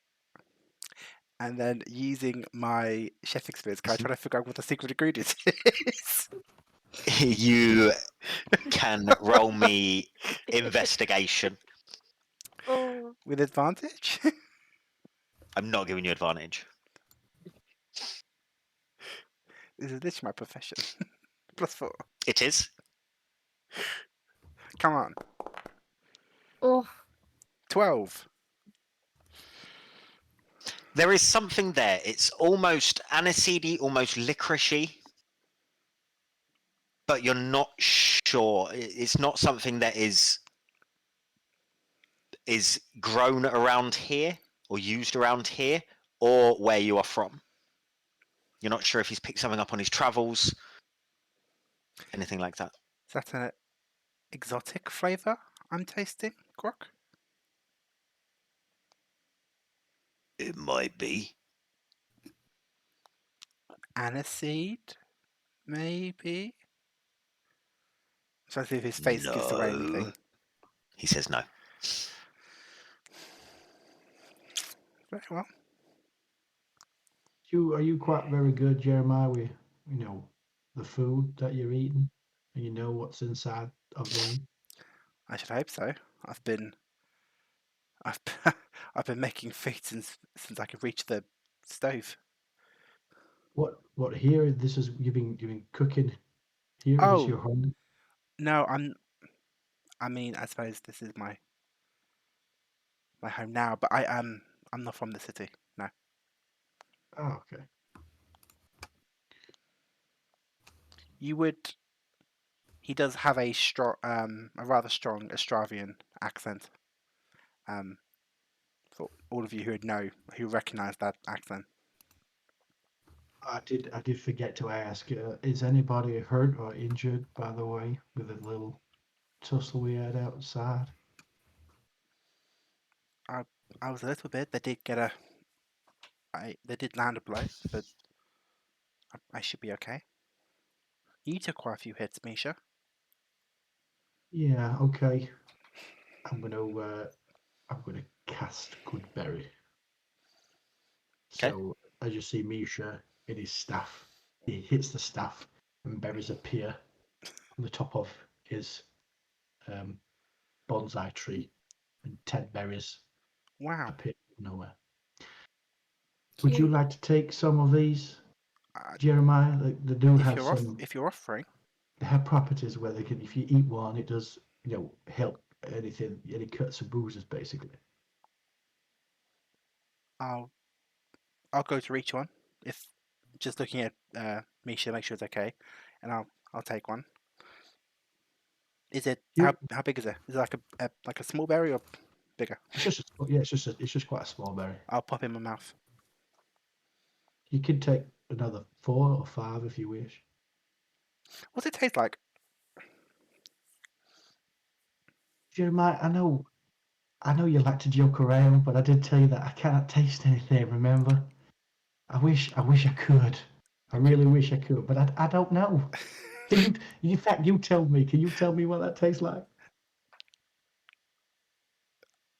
Uh, mm, Whatever you say at this very moment is now canon for the rest of this game as to what good berries Ooh. taste like.